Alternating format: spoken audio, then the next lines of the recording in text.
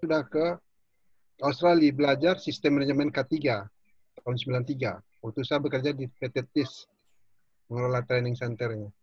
Jadi seperti bilang Pak Mario, saya alhamdulillah masih bertahan dan berusaha berbagi bagi yang berminat. Sedangkan mengenai listrik, saya mengambil ya berdasarkan pengalaman yang kemana-mana dan juga yudisium saya dalam pelajaran-pelajaran kuliah-kuliah di universitas terbuka. Terakhir saya mengajukan untuk mengambil listrik, sehingga akhirnya saya dapat sarjana teknik listrik, tegangan tinggi, selesai. Setelah itu saya sering ngajarin listrik-listrik ini di mana-mana, dan ini kelihatan saya dengan Indo Training belum setahun yang lalu, 27 November 2019, kami melakukan calon ahli K3 listrik. Ini sertifikat Depnaker dengan Pak Mario waktu itu dari Indo Training. Oke, sungguh meringkas waktu atau mempercepat waktu aja, untuk mengejar waktu kita harus selesaikan secepatnya.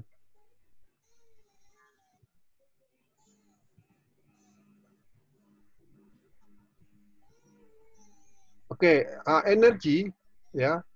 Itu sebenarnya energi itu banyak definisinya ya. Jadi maksud definisi di sini nih bisa berupa ya. Jadi di sini energi itu bisa bentuknya tuh potensial. Potensial itu berpotensi ya, tapi belum apa-apa, tapi dia berpotensi energi. Sudah itu bisa berupa kinetik, bisa energi termal, panas, bisa energi listrik. Jadi kita fokuskan malam ini mengenai listrik, energi listrik. Sedangkan chemical itu termasuk energi juga, ya. Sudah itu nuklir apalagi dan bentuk-bentuk yang lain dan lebih terkenal energi itu energi panas, ya, atau api itu kan energi mekanis, ya. Itu yang paling sering berurusan kita dengan dia. Oke. Kecelakaan, ya. Kita bisa menganggap kecelakaan itu adalah transfer of energy, ya. Transfer dari dua buah energi, lebih besar energi yang ditransfer, maka lebih besar damage atau kerusakan yang disebabkan oleh energi tersebut. Ya, misalnya tabrakan mobil, itu kan dua energi, itu ada yang menunggu, ada yang datang. Ya. Orang jatuh akibat gravitasi, dari atas ke bawah ada energi. Jadi simpulannya apa? Kecelakaan adalah transfer of energy, termasuk dengan listrik. Lebih besar listriknya yang transfer ke kita, maka lebih besar damage yang timbul di diri kita. Gitu. Itu sekedar untuk memahami apa itu energi. Ya, sedangkan chemical itu energi juga. Ya, bahaya chemical ini bisa dianggap bahaya bahaya B3, bahan-bahan berbahaya, termasuk sesuatu yang membuat ya kayak virus sekarang nih, corona itu termasuk yang hubungannya. Soal yang chemical ini sesuatu yang ada efeknya ke tubuh kita melalui sistem di tubuh kita. Dan itu dianggap juga energi. Jadi setelah energi ditransfer, ya ini penjelasan lebih lanjut aja, kita terus saja cepat dulu ke berikut. Oke, gambaran energi gini, ya. Di sini ada yang dimaksud dengan energi kinetik, ya. Ini ada 3 gerakan dari 3 posisi lah, distilahkan di sini. Yang pertama mengenai disebut di sini nih potensial energi.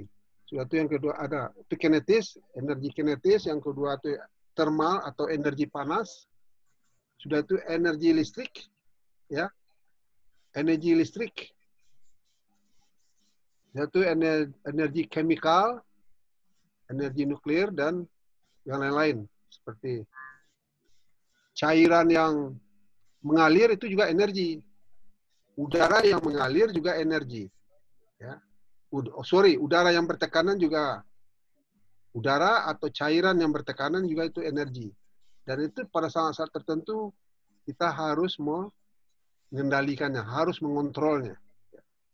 Kontrolnya ya seperti yang kita sudah kirakan dengan bahasanya, dengan dengan dengan kebiasaan yang paling dengan cara yang paling lumrah, yaitu dengan melakukan isolasi. Mungkin kalau masalah listrik, isolasi kita tahu betul, kita isolasi hitam itu, ya itu membatasin. Isolasi itu kan menjaga jarak atau tidak menyentuh atau jauh, mengisolate.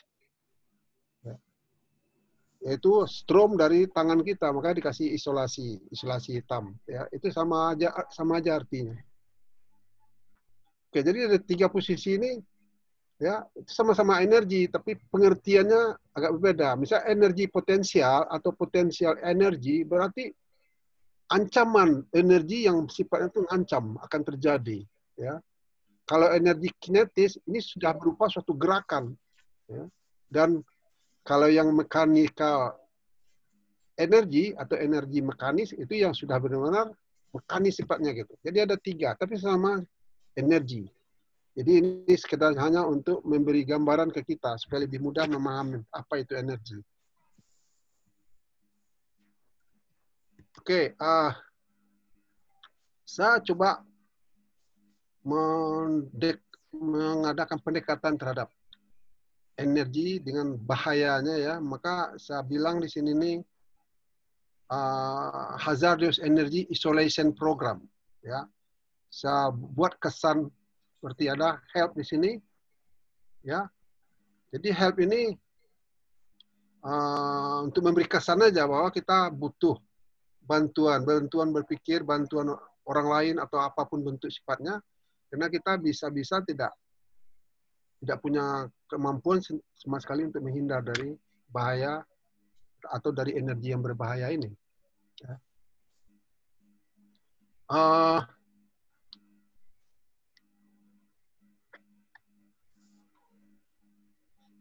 Jadi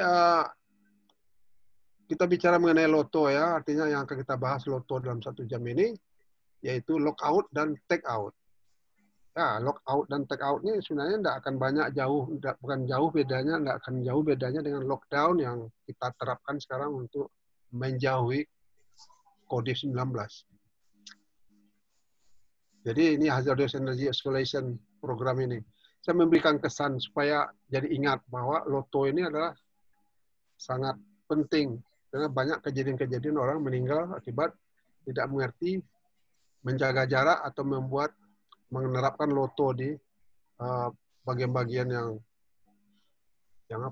mengandung mengandung energi yang berbahaya gitu.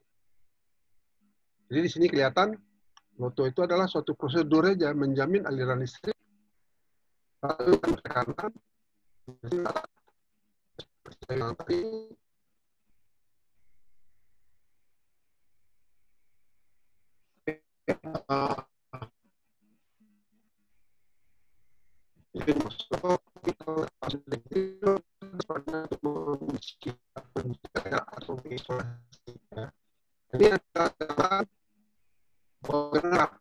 jadi alat-alat yang berhubungan, alat-alat yang harus kita pakai untuk untuk loto ini, untuk lock out ataupun take out.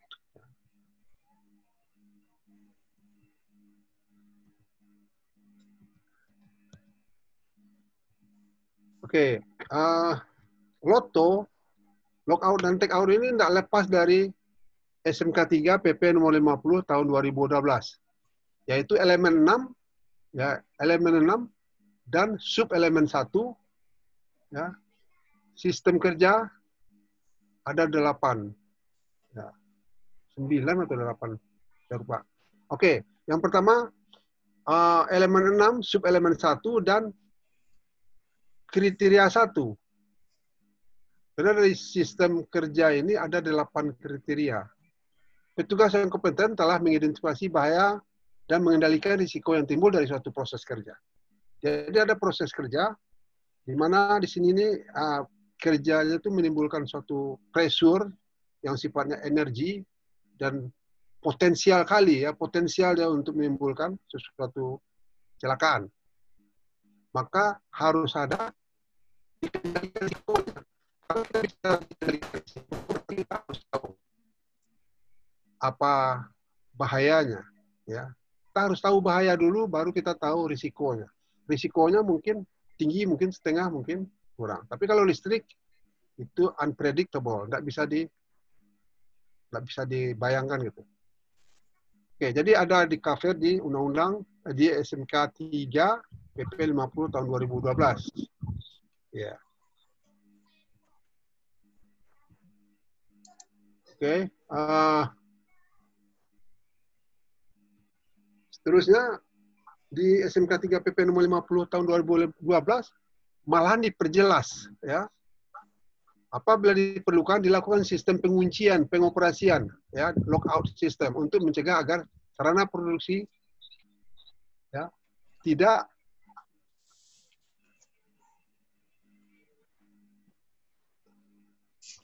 perlu tidak dihidupkan dan sebelumnya apa dia? Oke, sudah. Lockout, take off. Ya. Lock dikunci, tag siapa bro? Tandai. Kurung itu.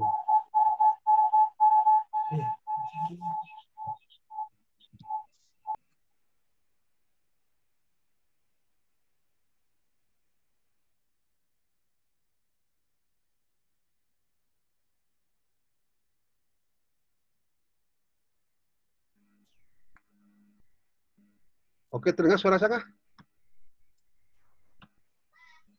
Bagaimana Pak? Suara terdengar? Oke, terdengar ya? Ya. Yang paling saya khawatirkan ini, saya bicara sendiri tahu udah mati. Harus, ya sering. Oke, ada ya kayaknya apa nih? Mungkin siaran apa namanya ini jaringan juga kurang mendukung 100%.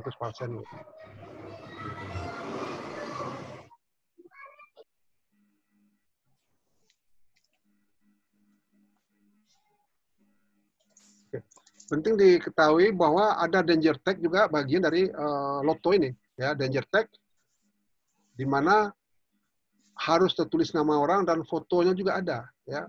Dan dari departemen mana dia, biasanya harusnya departemen listrik atau apakah maintenance, ya. Dan ditempelkan di bagian yang di lockout, yang dihentikan aliran listriknya. Nah, ini alat-alat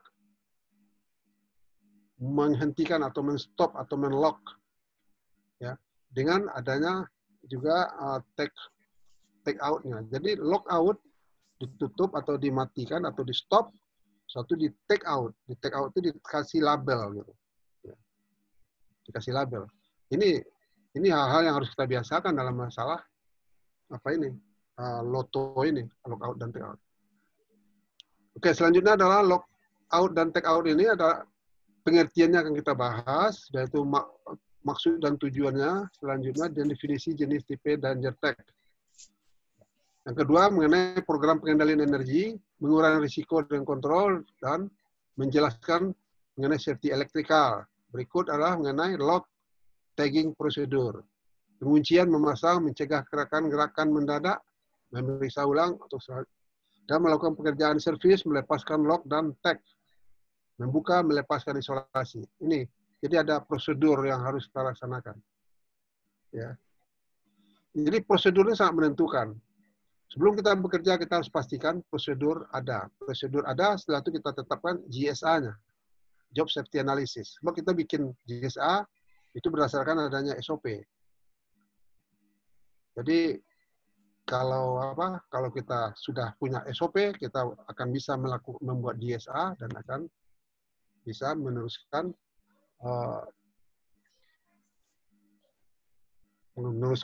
kontrol yang sesuai.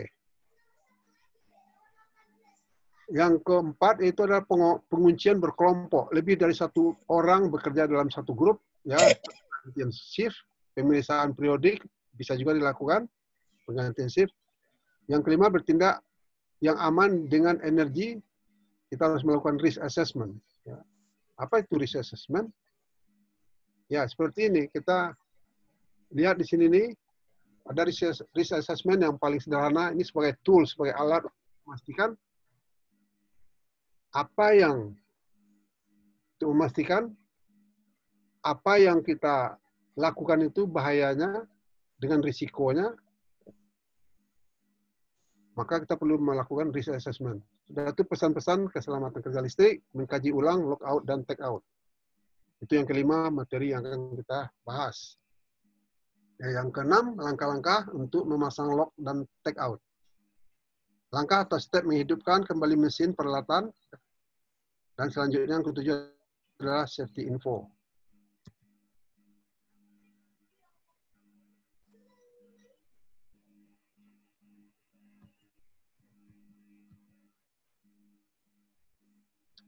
Oke.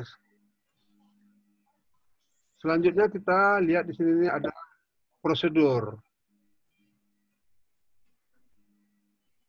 Prosedur bagaimana kita memulai dan melakukan pertanyaan dan ada jawaban. Ya, misalnya perlukah isolasi, permit, izin untuk mengisolasi dibutuhkan? Katanya. Misalnya kalau tidak, ya terus lanjutkan. Kalau perlu, maka selanjutnya itu langkah-langkahnya, langkah dari prosedur. Ya.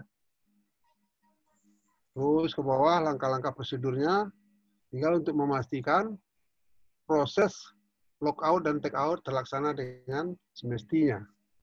Nih, sampai sini semua.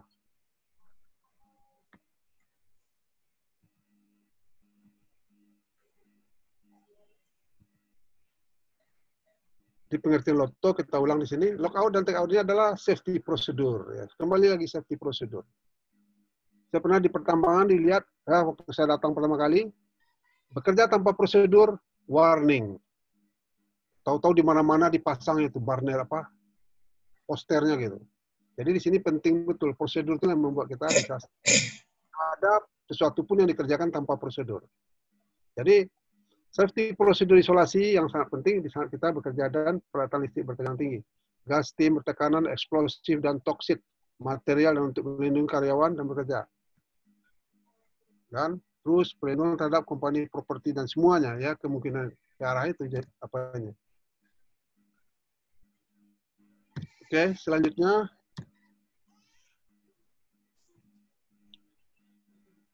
Ini sekedar informasi saja bahwa setiap tahun banyak pekerja yang cedera, kadang-kadang fatality terjadi. Ya. Akibat apa? Karena masalah di atas, ketika mereka bekerja pada dokumen dan tiba-tiba langsung dioperasikan. Itu benar. Saya juga pernah membuktikan, melihat sendiri bagaimana rentan betul keselamatan seseorang kalau loto ini diabaikan. Ya. Jadi seperti ini sebenarnya bisa dicegah. Ya.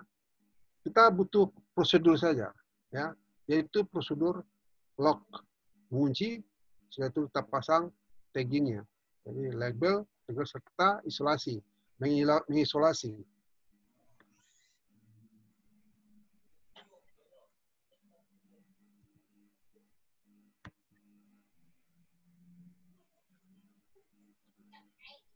Jadi tujuan utamanya apa? Kebutuhan dari prosedur pengisolasian dan penguncian serta pemasangan label dengan benar dimaksudkan untuk pekerjaan yang sifatnya mendadak dan tidak rutin.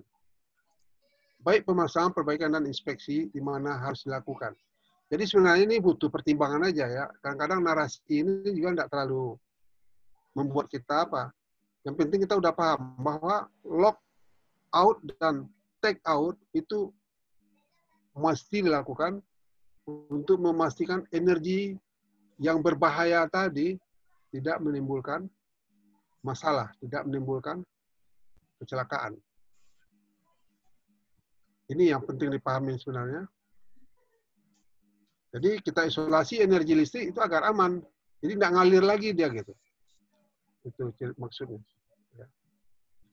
Jadi tag diberi label gunanya untuk memberikan informasi bahwa ada orang yang sedang, kalau dilanggar yang diberitahu oleh label tadi, akan terjadi suatu kecelakaan. Ya. Kecelakaan yang membuat penyesalan habis-habisan.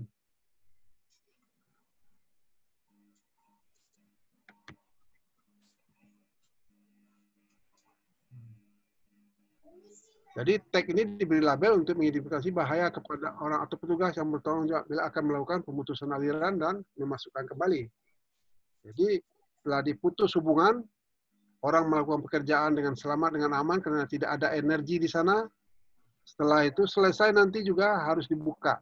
Tidak boleh orang membuka sembarangan. Kalau bekerja rame-rame, ya bergrup, dalam satu grup mungkin berlebih dari beberapa orang, maka sebanyak itu kunci yang digunakan untuk satu-satu orang. Untuk memastikan. Jadi tidak boleh diserahkan ke orang, dimandatkan ke orang untuk membuka saya punya gembok. Itu salah satu maksudnya. Jadi untuk dipastikan bahwa satu orang itu dia mempunyai tanggung jawab ke dirinya sendiri dan orang lain tidak bisa ikut campur. Jadi itu kalau bekerja dalam satu grup. Ini mengenai jenis bentuk label, ya. Label atau tag, ya, tagging itu. Kadang-kadang ada yang biasa kalau out of service itu biasanya berwarna kuning dan hitam. Ini selalu digunakan sebagai tanda bahwa peralatan atau mesin atau equipment tidak boleh digunakan. Karena dalam kondisi pokoknya tidak boleh digunakan, tidak perlu kita coba-coba, mungkin dalam perbaikan atau dalam service untuk jangka tertentu. Sedangkan di label tersebut atau di tagging tersebut dijelaskan nanti kapan ditulisnya tagging itu, dan kalau masih menempel berarti tidak bisa dibuka. Karena ini ada undang-undangnya. Cuma undang-undang K3 ini sebenarnya juga bisa dituntut, ya, kalau dilihat diurut ke atasnya undang-undang itu berupa hukum yang bisa dituntut sesuatu yang melakukannya. Jadi membuka ini tanpa authorize itu sudah pelanggaran terhadap undang-undang.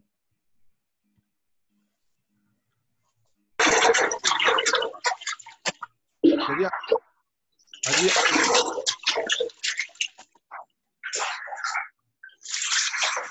service tag sudah danger tag, sudah label warna merah dan putih. Kalau warna merah dan putih itu berupa label bahaya.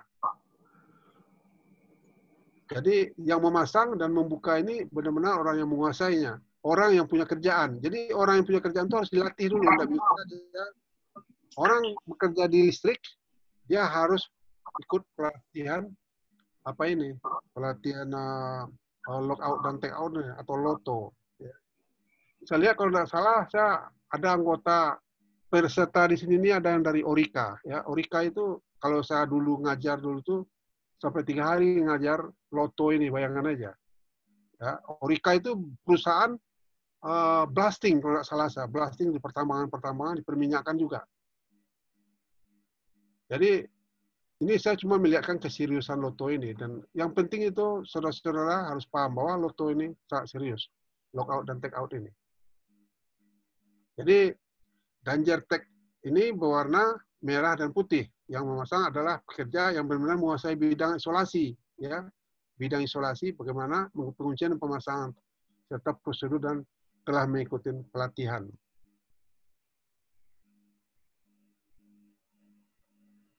Jadi danger dan lockout dan take out ini harus dilaksanakan selama setup, maintenance atau repair.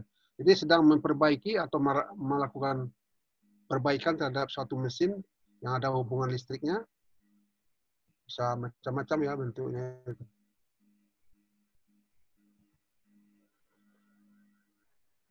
Berikut status tag.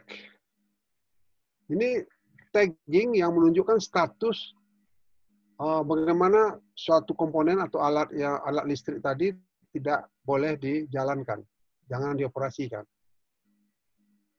Tentu ini dimaksud karena adanya perbaikan atau servis yang sedang dilakukan, ya, sehingga akan melindungi pekerja karyawan yang sedang bertugas pada equipment peralatan tersebut. Ada bentuknya di sini, danger, do not operate. Selanjutnya penggunaan padlock. Padlock atau gembok, ya, adalah alat pengunci yang harus dimiliki oleh setiap petugas secara individu perorangan. Jadi tidak boleh satu orang teknisian itu dia punya gembok sendiri. Ya. Hal ini dimaksud seorang tagger itu yang memasang label, ya, memiliki padlock sendiri dan anak kunci sendiri yang tak akan dipasang serta diisi apabila akan digunakan. Jadi tag yang akan dipasang serta diisi apabila digunakan. Jadi tag yang kosong itu akan diisi seperti apa tadi? Seperti format-format yang kelihatan itu.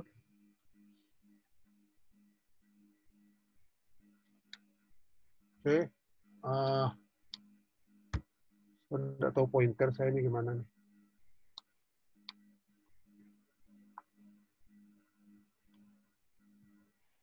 Oke, selanjutnya itu mengenai padlock. Jadi seorang pekerja teknisian dia punya padlock sendiri, dia punya label sendiri, dia mempunyai tag yang atau label yang sesuai dengan tugas yang akan dilakukannya. Yang mempunyai ya.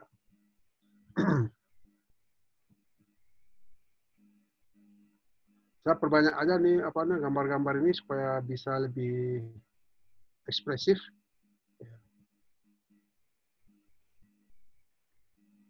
Berikut adalah mengenai competent person. Apa itu competent person? Yaitu adalah seorang petugas yang kompeten. Kompeten itu ahli, terlatih. Dapat melakukan pekerjaan atau tugas pengisolasian, penguncian dan pemasangan tag label dengan benar sesuai prosedur yang berlaku dan telah mengikuti pelatihan.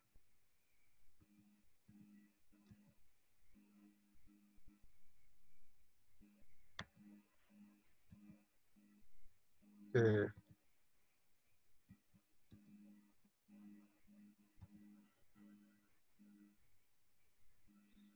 Berikut kapan kita mengunci dan memasang tag, memasang label. Penguncian akan dilaksanakan bila ada perbaikan rutin, overhaul, bisa juga inspection. Pokoknya sangat-sangat kita diterjunkan atau disuruh bekerja pada peralatan komponen-komponen yang dioperasikan pakai listrik.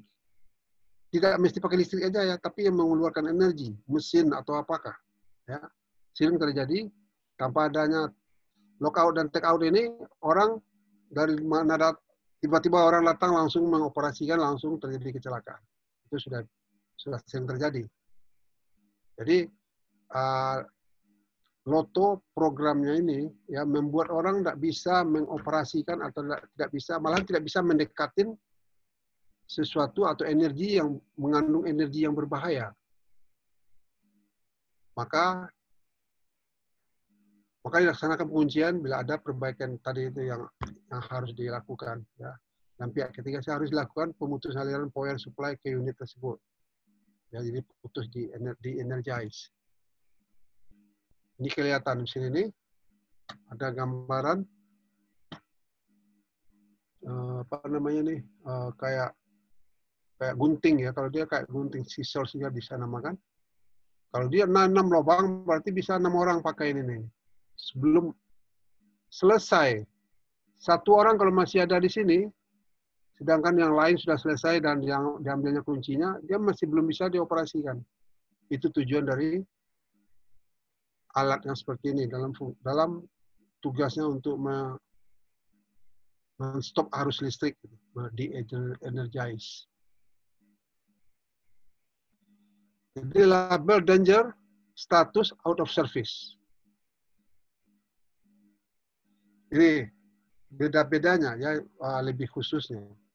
Jadi label atau tagging ya itu ada yang sifatnya danger, berbahaya, suatu ada mengatakan status yang sedang tidak dipakai atau bagaimana, sedang tidak bisa dioperasikan atau out of service. Yang satu, yang pertama itu danger tag. Ya, unit machinery, ya, danger tag dipasang oleh person in charge pada saat akan dilakukan perbaikan service unit. Ya, terhadap pompa, kompresor, machinery atau apapun ya. Padlock dipasang pada mesin breaker atau local panel. Mesin breaker ini maksudnya panel listriknya ya, panel tempat listriknya. Di sini kelihatan.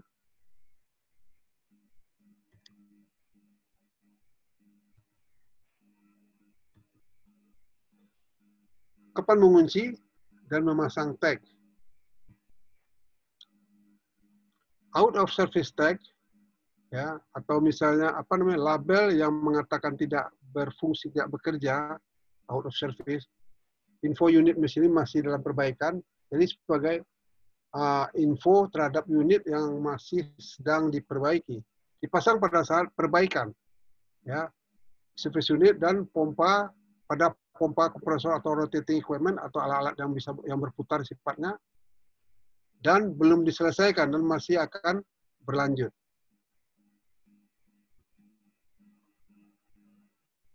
Maka ditempelkan sesuai dengan kebutuhannya label ini.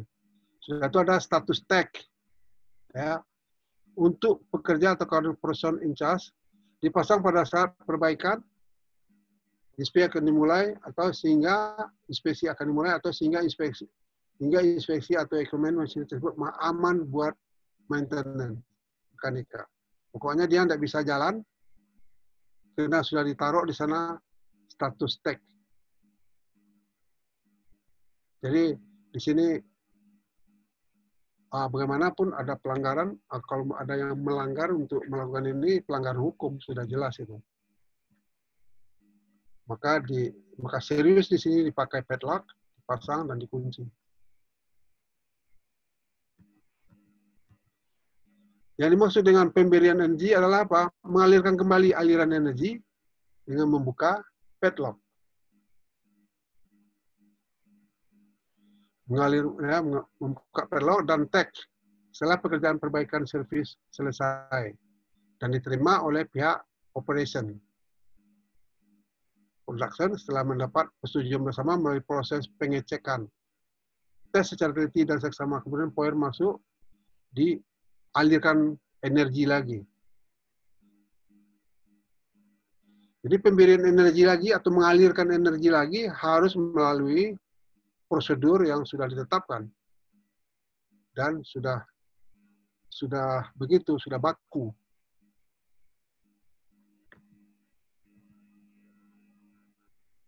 Jadi di sini ada kadang tag itu danger tag, ditulis misalnya a life is on the line. Itu maksudnya apa? Ada orang, ya, kalau bahasa Inggris kan berarti itu ada orang yang sedang bekerja pada jalur listrik ini.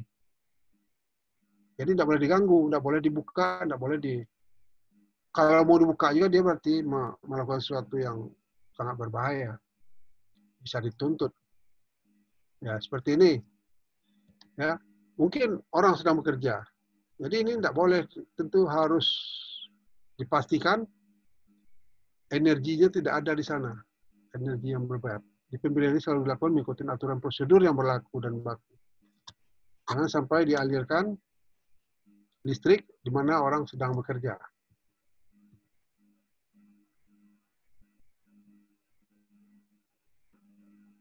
Jadi dalam prosesnya kalau terjadi penyimpangan atau terjadi kelainan, maka pada step tersebut langsung dihentikan dan pihak maintenance segera melakukan pengecekan dan kembali secara tim. Jadi maksudnya begini, kalau waktu sudah pemberian energi setelah selesai tugas, semua orang sudah ngumpul dan langsung diberi energi lagi, dijalankan arus listriknya lagi. Apabila terjadi kelainan, maka langsung dihentikan secepatnya, di stop lagi dan dipasang lagi lockout dan take out, dipasang lagi penguncian dan label-label. Baru kita boleh melihat lagi apa masalah yang timbul sehingga adanya penyimpangan tadi.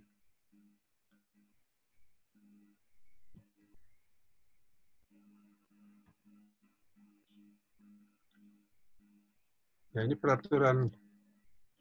Jadi apa loto program seperti sini kita lihatkan di sini, ya.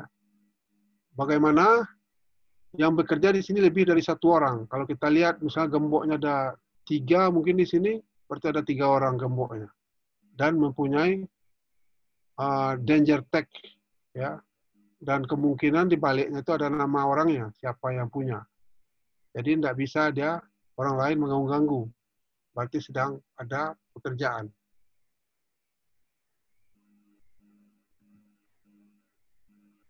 Ini salah satu contoh apabila terjadi.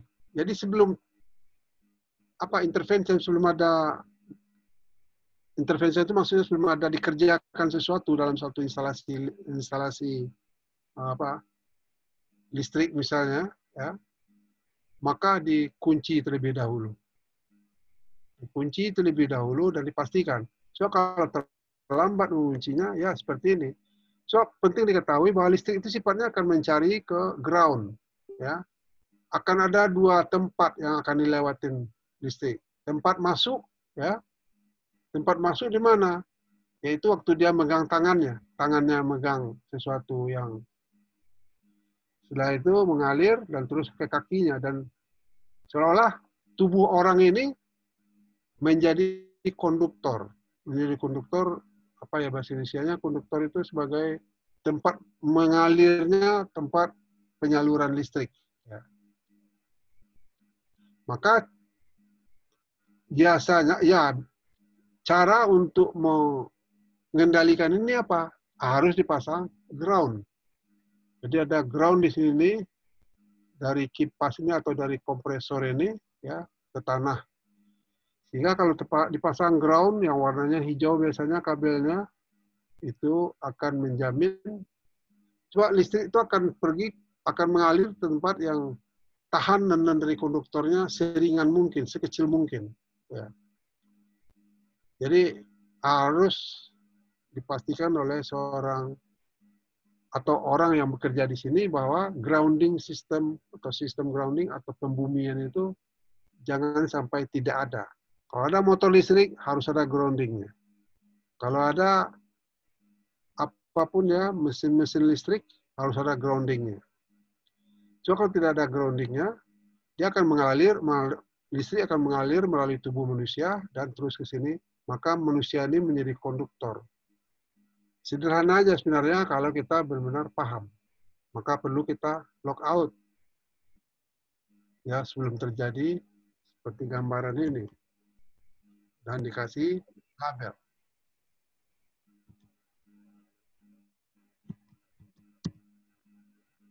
Oke. Ini materi yang kita bahas dalam 1 tahun, jadi kita menunggu apa lagi untuk tanya jawab.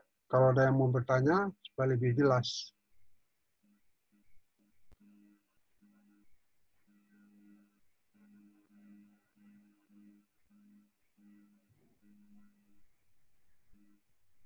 Ya, Gimana? Kalau ada yang mau tanya silakan. Ya. Ayo tanya. Mungkin belum, dilanjut aja dulu, Pak. Lanjutkan. Ya, silakan. Oke. Sebentar.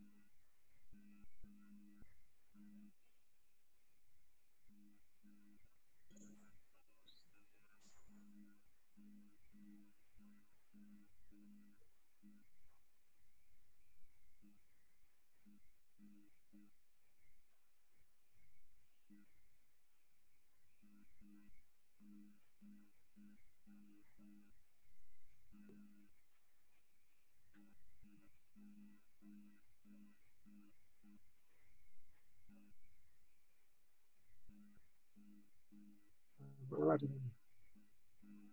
Nggak respon dia.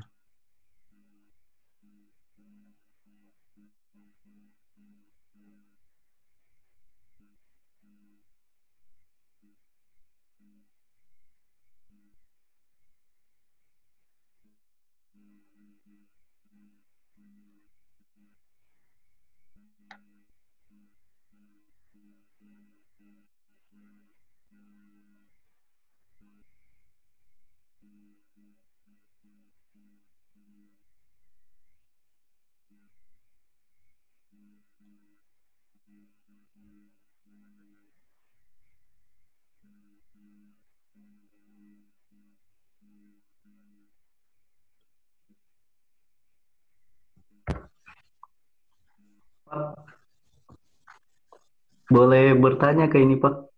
Ya boleh, silakan. Oh ya, Pak. Jadi kayak gini, Pak.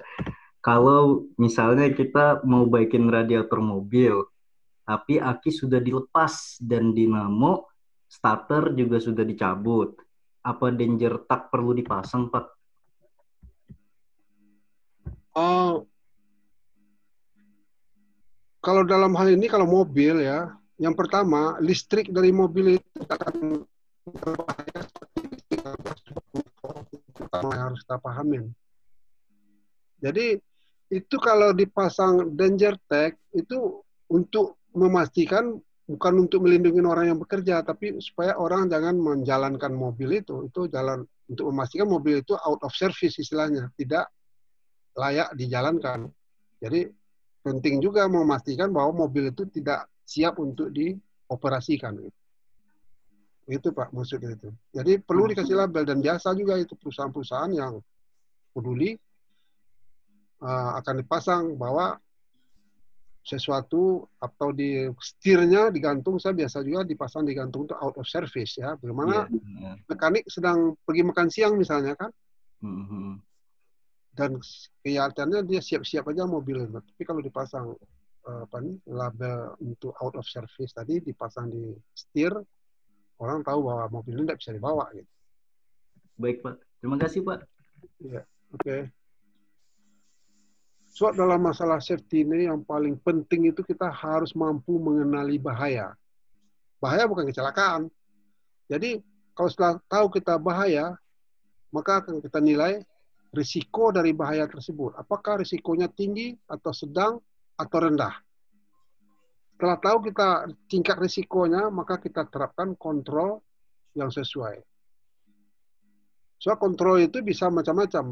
Pertama itu kontrol, yaitu menghilangkan, mengeliminasi. Yang kedua apa? Yaitu mengisolasi. Ya, seperti isolasi ini. Isolasi ini sangat versatile, sangat sangat bisa dipakai di mana-mana. Ya, isolasi. Isolasi itu dengan menjaga jarak itu isolasi. Dengan memberi pagar itu isolasi. Ya, dan memberi aba-aba atau dilarang mendekat, authorized person only, atau apapun yang sifatnya menginformasikan, itu sifatnya isolasi. Isolasi berarti apa? Orang tidak boleh mendekat. Ya, orang harus menjauh. Itu maksud dari isolasi sebenarnya. Ya, pas apa yang kita lakukan sekarang terhadap corona, kita isolasi, ya, menjauhkan diri. Jadi isolasi ini sangat versatile, sangat luas penggunaannya gitu. Ya, asal paham kita arti dari isolasi.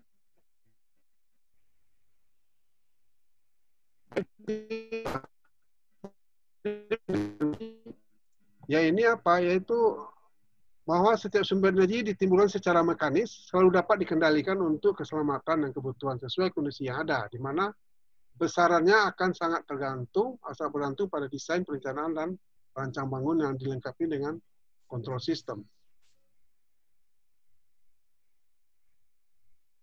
Jadi sumber energi ini zaman sekarang ya sangat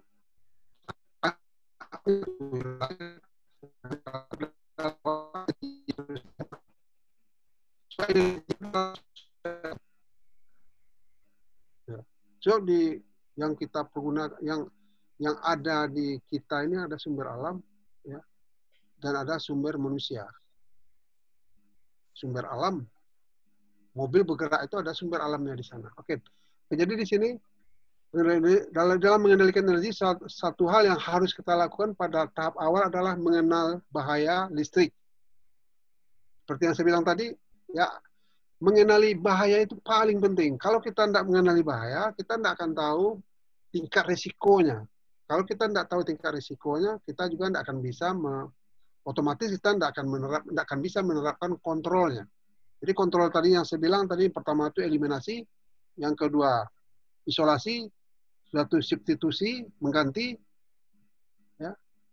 Yang keempat itu ada administrasi. Sudah itu apalagi itu? Administrasi dan berikutnya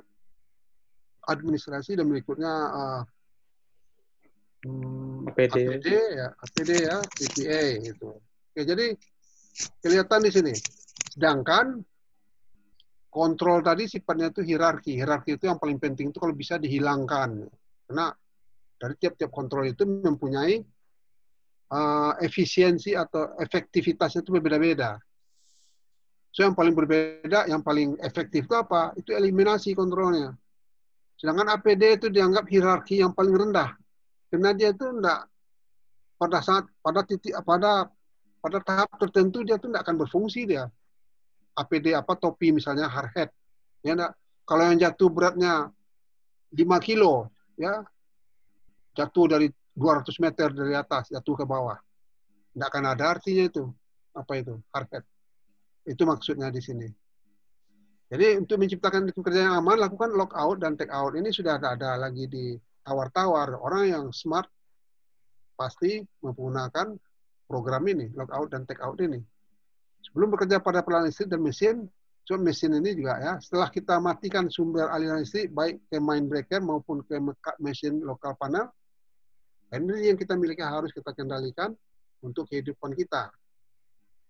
Yang menciptakan, ya sudah jelas itu hal-hal yang sudah lumrah, ya.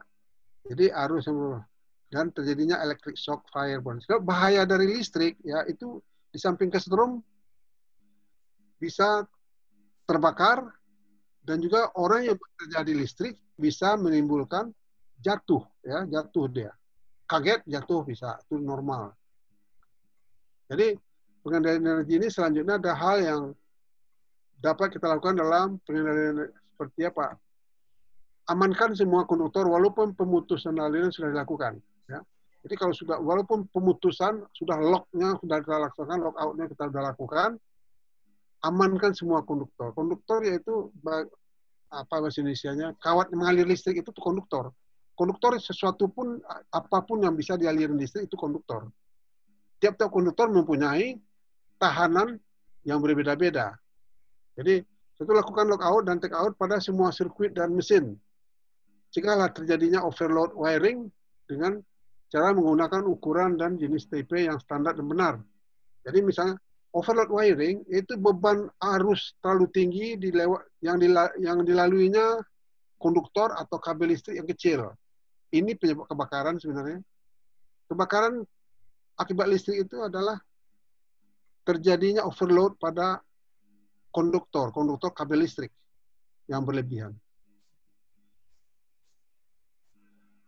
Mengenai dampak sentuhan langsung ini ya, ini maksudnya kalau sentuhan langsung itu, yaitu kita tersentuh, badan kita tersentuh pada arus listrik yang normalnya di sana itu listrik. Ada listrik tapi tersentuh sama kita. Tapi kalau sentuhan tidak langsung, yaitu normalnya dia tuh tidak ada listrik di sana, tapi tiba-tiba ada listrik karena terjadi korslet di bagian dalamnya, itu namanya sentuhan tidak langsung. Ini istilah yang dipergunakan oleh di PUIL ya, di PUIL. Mungkin saudara-saudara tahu PUIL yaitu peraturan umum instalasi listrik, persyaratan umum instalasi listrik, persyaratan umum instalasi listrik, PUIL, buku PUIL ya. Jadi, di PUIL di sini, sentuhan langsung ini dapat mengakibatkan cedera atau kematian karena menyentuh tegangan yang cukup tinggi dengan tahanan. Ya, suatu rendah, jadi penghasilkan arus melalui tubuh manusia cukup besar. Jadi di PUIL ini, jadi peraturan atau persyaratan umum instalasi listrik ya. Persyaratan ya berarti syarat umum instalasi listrik harus dipatuhin gitu. Jadi memberi aturan mengenai jarak minimum antara bagian pertegangan dengan orang yang bekerja atau melewatinya. Tegangannya itu voltasenya. Sentuh langsung dapat juga terjadi karena kerusakan dan tidak sengaja. Ya. Jadi tidak mematuhi peringatan, tidak mengikuti prosedur kerja, ini tindakan yang berbahaya yang biasa terjadi. Waktu melanggar peraturan kelistrikan di puil. Puil itu lengkap betul. Saya harap saudara-saudara sudah memahami semua mengenai puil ini. Nah, di puil ini banyak penjelasan. Tidak hati-hati, tidak ahli, tetapi melaksanakan pekerjaan listrik. Bekerja dalam keadaan mabuk, ya, itu bekerja dalam keadaan tidak sehat. Tidak menggunakan alat yang sesuai, bekerja dengan keadaan yang basah, tidak berwenang. Ini tindakan berbahaya yang akan menimbulkan kecelakaan. Ya. Seperti gambar ini. Nah itu apa? Tidak disiplin. Ini perlakuan yang berbahaya. Ya. Tidak berdisiplin, tidak bekerja dengan sungguh-sungguh. Ya. Mengambil keuntungan sendiri, tidak memiliki keselamatan orang lain, tanggung jawab kurang, tidak bisa diatur, emosional, cenderung melawan perintah, malas dan masa bodoh. Jadi ini hal-hal yang menimbulkan. Jadi sentuhan langsung yang berhubungan dengan apa? Tidak tahu, tidak mengerti. Ada kerusakan, tidak ada peringatan. Instalasi salah, atau prosedur tidak diikutin, tidak berwenang, kondisi mental yang tidak mendukung, mudah nervous atau gugup. Jadi orang yang bekerja listrik mempunyai sifat yang khusus, ya, tidak bisa sembarangan aja di orang yang mengerjakannya. Jadi sentuhan tidak langsung adalah sentuhan dengan bagian konduktif yang bertegangan apabila ada kerusakan. Jadi maksudnya ini sentuhan tidak langsung seperti yang saya bilang tadi, misalnya koslet. Untuk mengontrol sentuhan tidak langsung ini maka dibutuhkan grounding. Grounding itu saluran ke bumi, grounding, ya mungkin saudara ada, yakin saya banyak yang sudah tahu. Maka kalau kita pegang bagian luar atau body dari komponen listrik tersebut, listriknya sudah tidak ada karena dia listriknya mengalir ke grounding dengan fasilitas yang kita berikan sebagai kabel grounding. Misalnya sentuhan di cover dan fuse termasuk box. Dan juga Will mengatur tentang pengamanan dengan earth leakage circuit breaker. Ya. Bagaimana cara kerjanya? Earth leakage. Sayang ya, kita di sini saya tidak bisa menggambarkan. Ya, begini, earth leakage circuit breaker ini, ya, dia, oke, kesimpulannya begini. Listrik ini, daya listrik ini sendiri, dia mengatur dirinya sendiri. Berapa arus yang boleh lewat.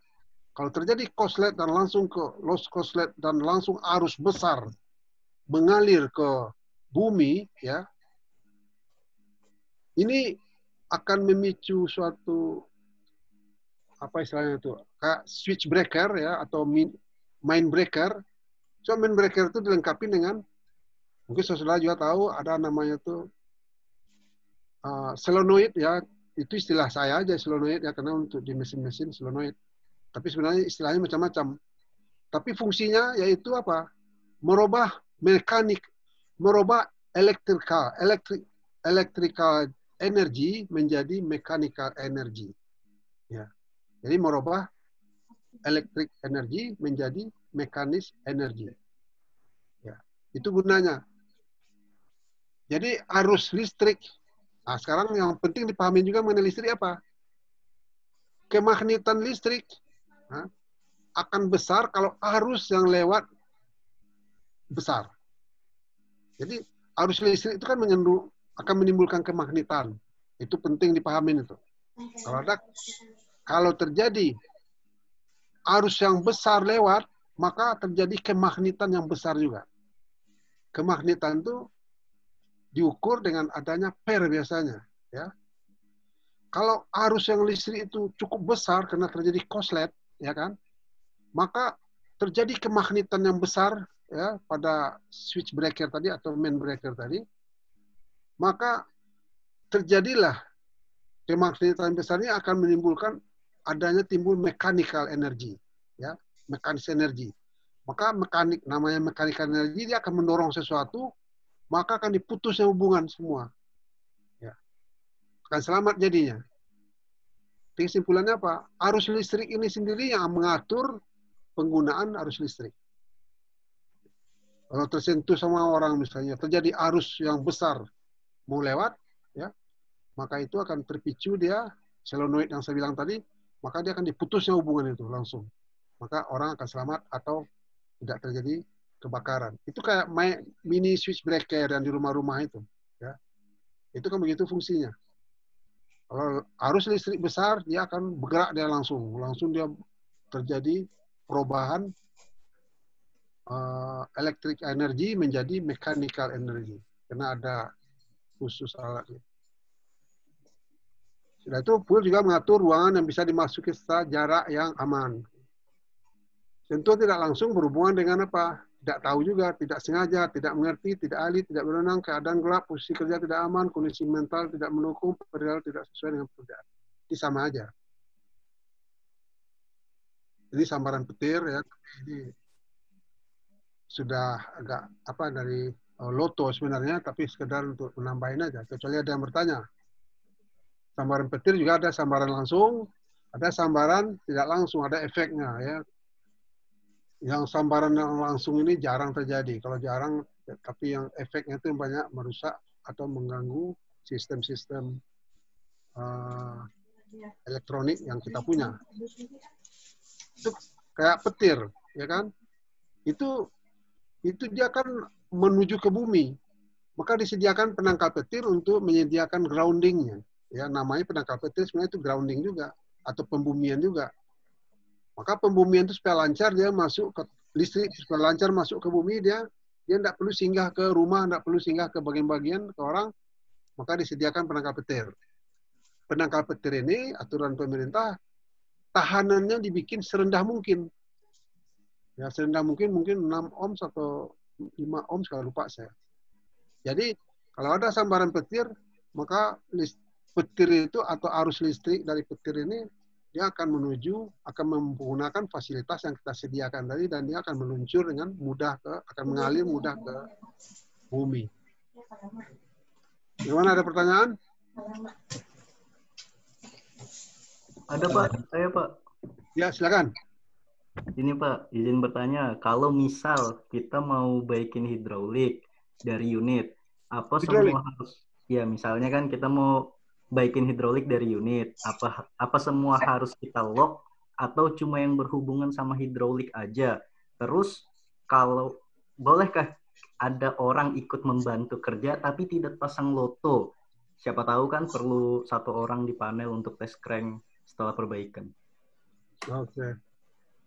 Oke, gini.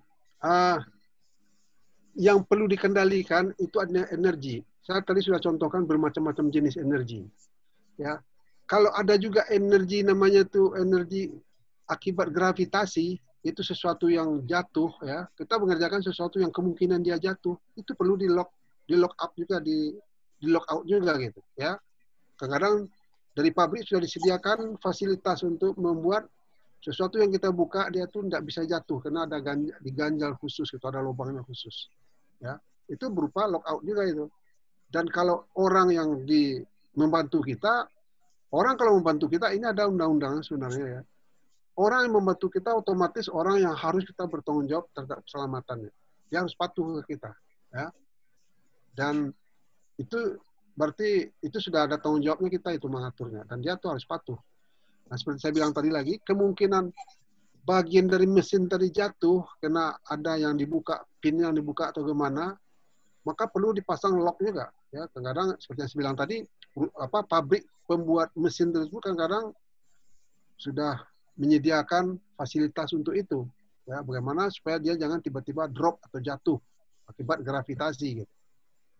So, gravitasi itu juga hazardous energy yang berbahaya yang perlu kita kendalikan. Gimana kira-kira? Benarkah? Iya Pak, baik Pak. Terima kasih Pak. Ini ada lagi nih Pak. Silakan. Misalnya kan, terkait loto nih, selain PIC, siapa saja yang boleh membuka loto tersebut? Dan Oke. apakah prosedur pembukaan loto ada peraturan standar atau tergantung kebijakan masing-masing perusahaan? Oke, bagus pertanyaannya itu. Itu sebenarnya ada bagian juga kita bahas itu sebenarnya. Saya khawatir aja nih waktu nggak cukup. Itu agak terburu-buru saya. Oke, begini. Apabila seseorang yang memasang gemboknya di sana, sudah itu labelnya dipasang di sana, itu tidak boleh satu orang pun yang membukanya. Kecuali ada prosedur menetapkan siapa yang membukanya. Ya, misalnya di prosedur itu yang sebab pada kasus tertentu orang yang memasang gembok tadi tiba-tiba dia sakit perut, tiba-tiba dia menghilang lari atau apa, sedangkan gemboknya masih nempel di sana. Itu harus diurut lagi, ada prosedurnya dan memastikan yang membuka itu juga kalau perlu dilibatkan orang safety.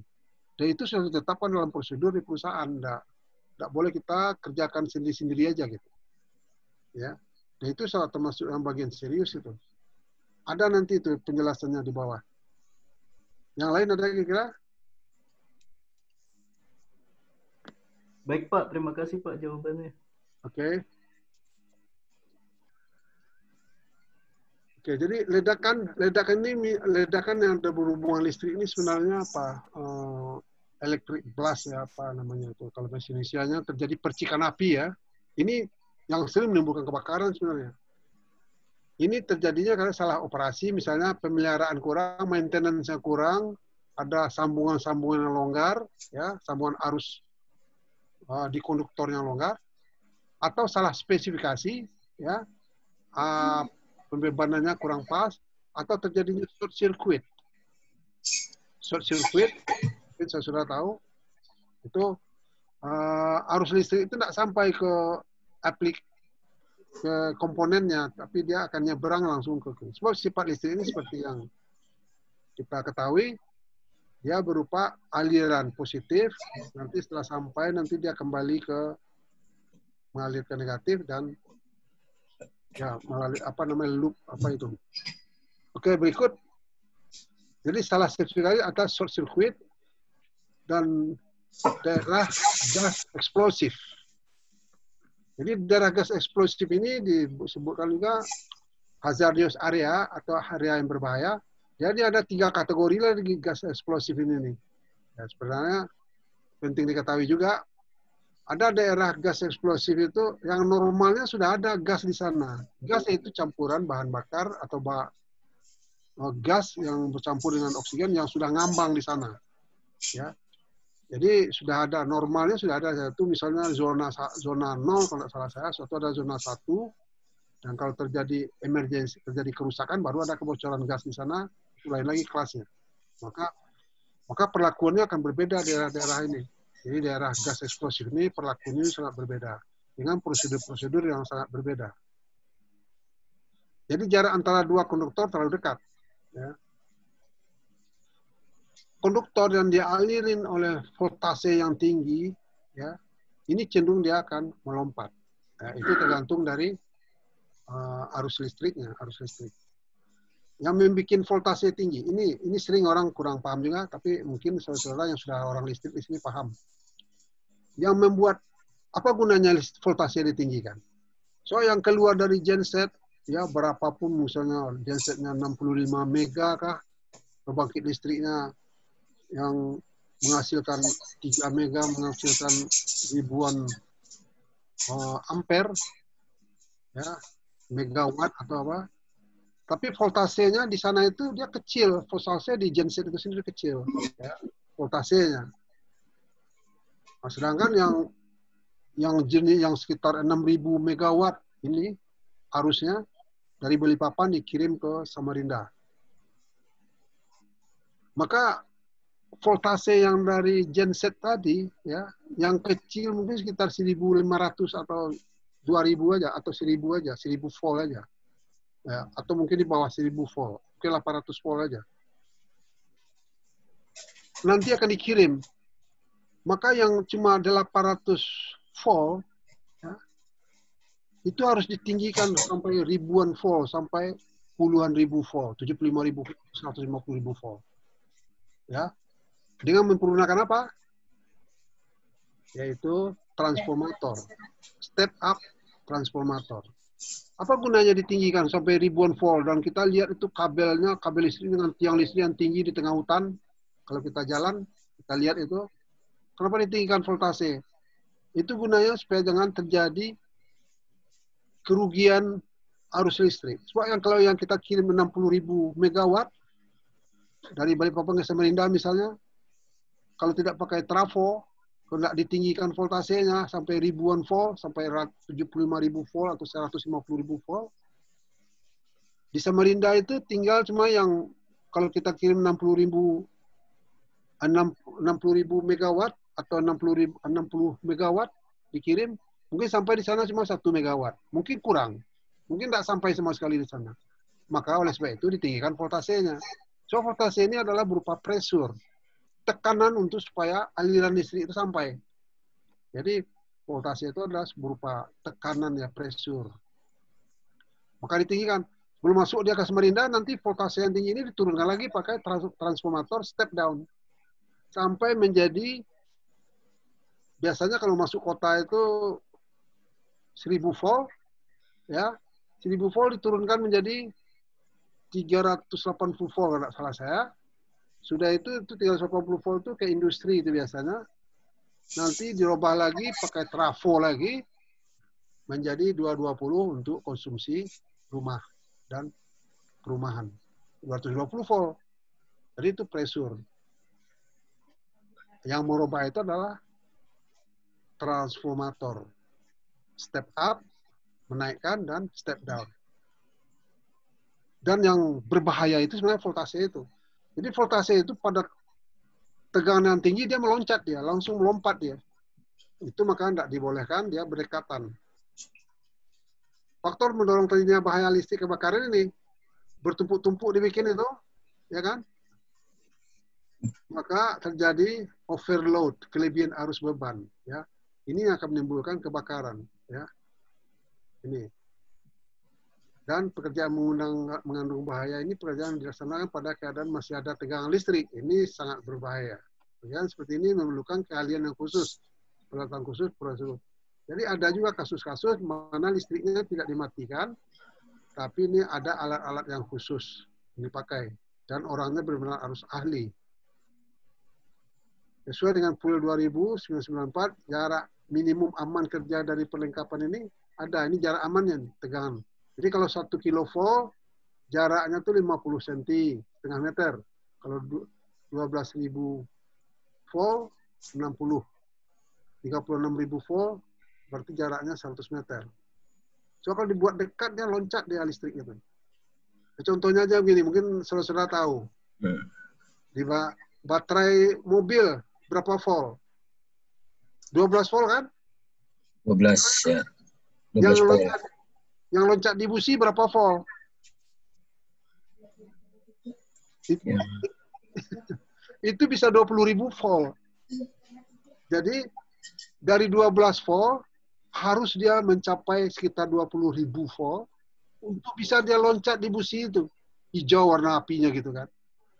Itu yang merubah itu adalah jenisnya tuh transformator juga, tapi namanya coil. Kalau tidak salah saya biasa namanya. Ya. Jadi kalau tidak dirubah dia voltasenya tinggi, itu busi itu tidak akan loncat listrik itu. Jadi ingat itu. Jadi listrik pada awalnya cuma kan 12 volt. Baterai. DC, direct current. Dipergunakanlah sejenis transformator, yaitu namanya coil ya, coil kalau tidak salah. Dan merubah dia menjadi 18.000 volt sampai 20.000 volt. Baru bisa dia loncat di ujung busi itu. Mungkin saudara banyak yang sudah membersihkan busi. Dan saya yakin juga mungkin saudara ada yang tahu sudah masalah ini. Oke, jadi memasuki ruang kerja listrik, PUL 2000 ini. Ada ruang kerja listrik, ya.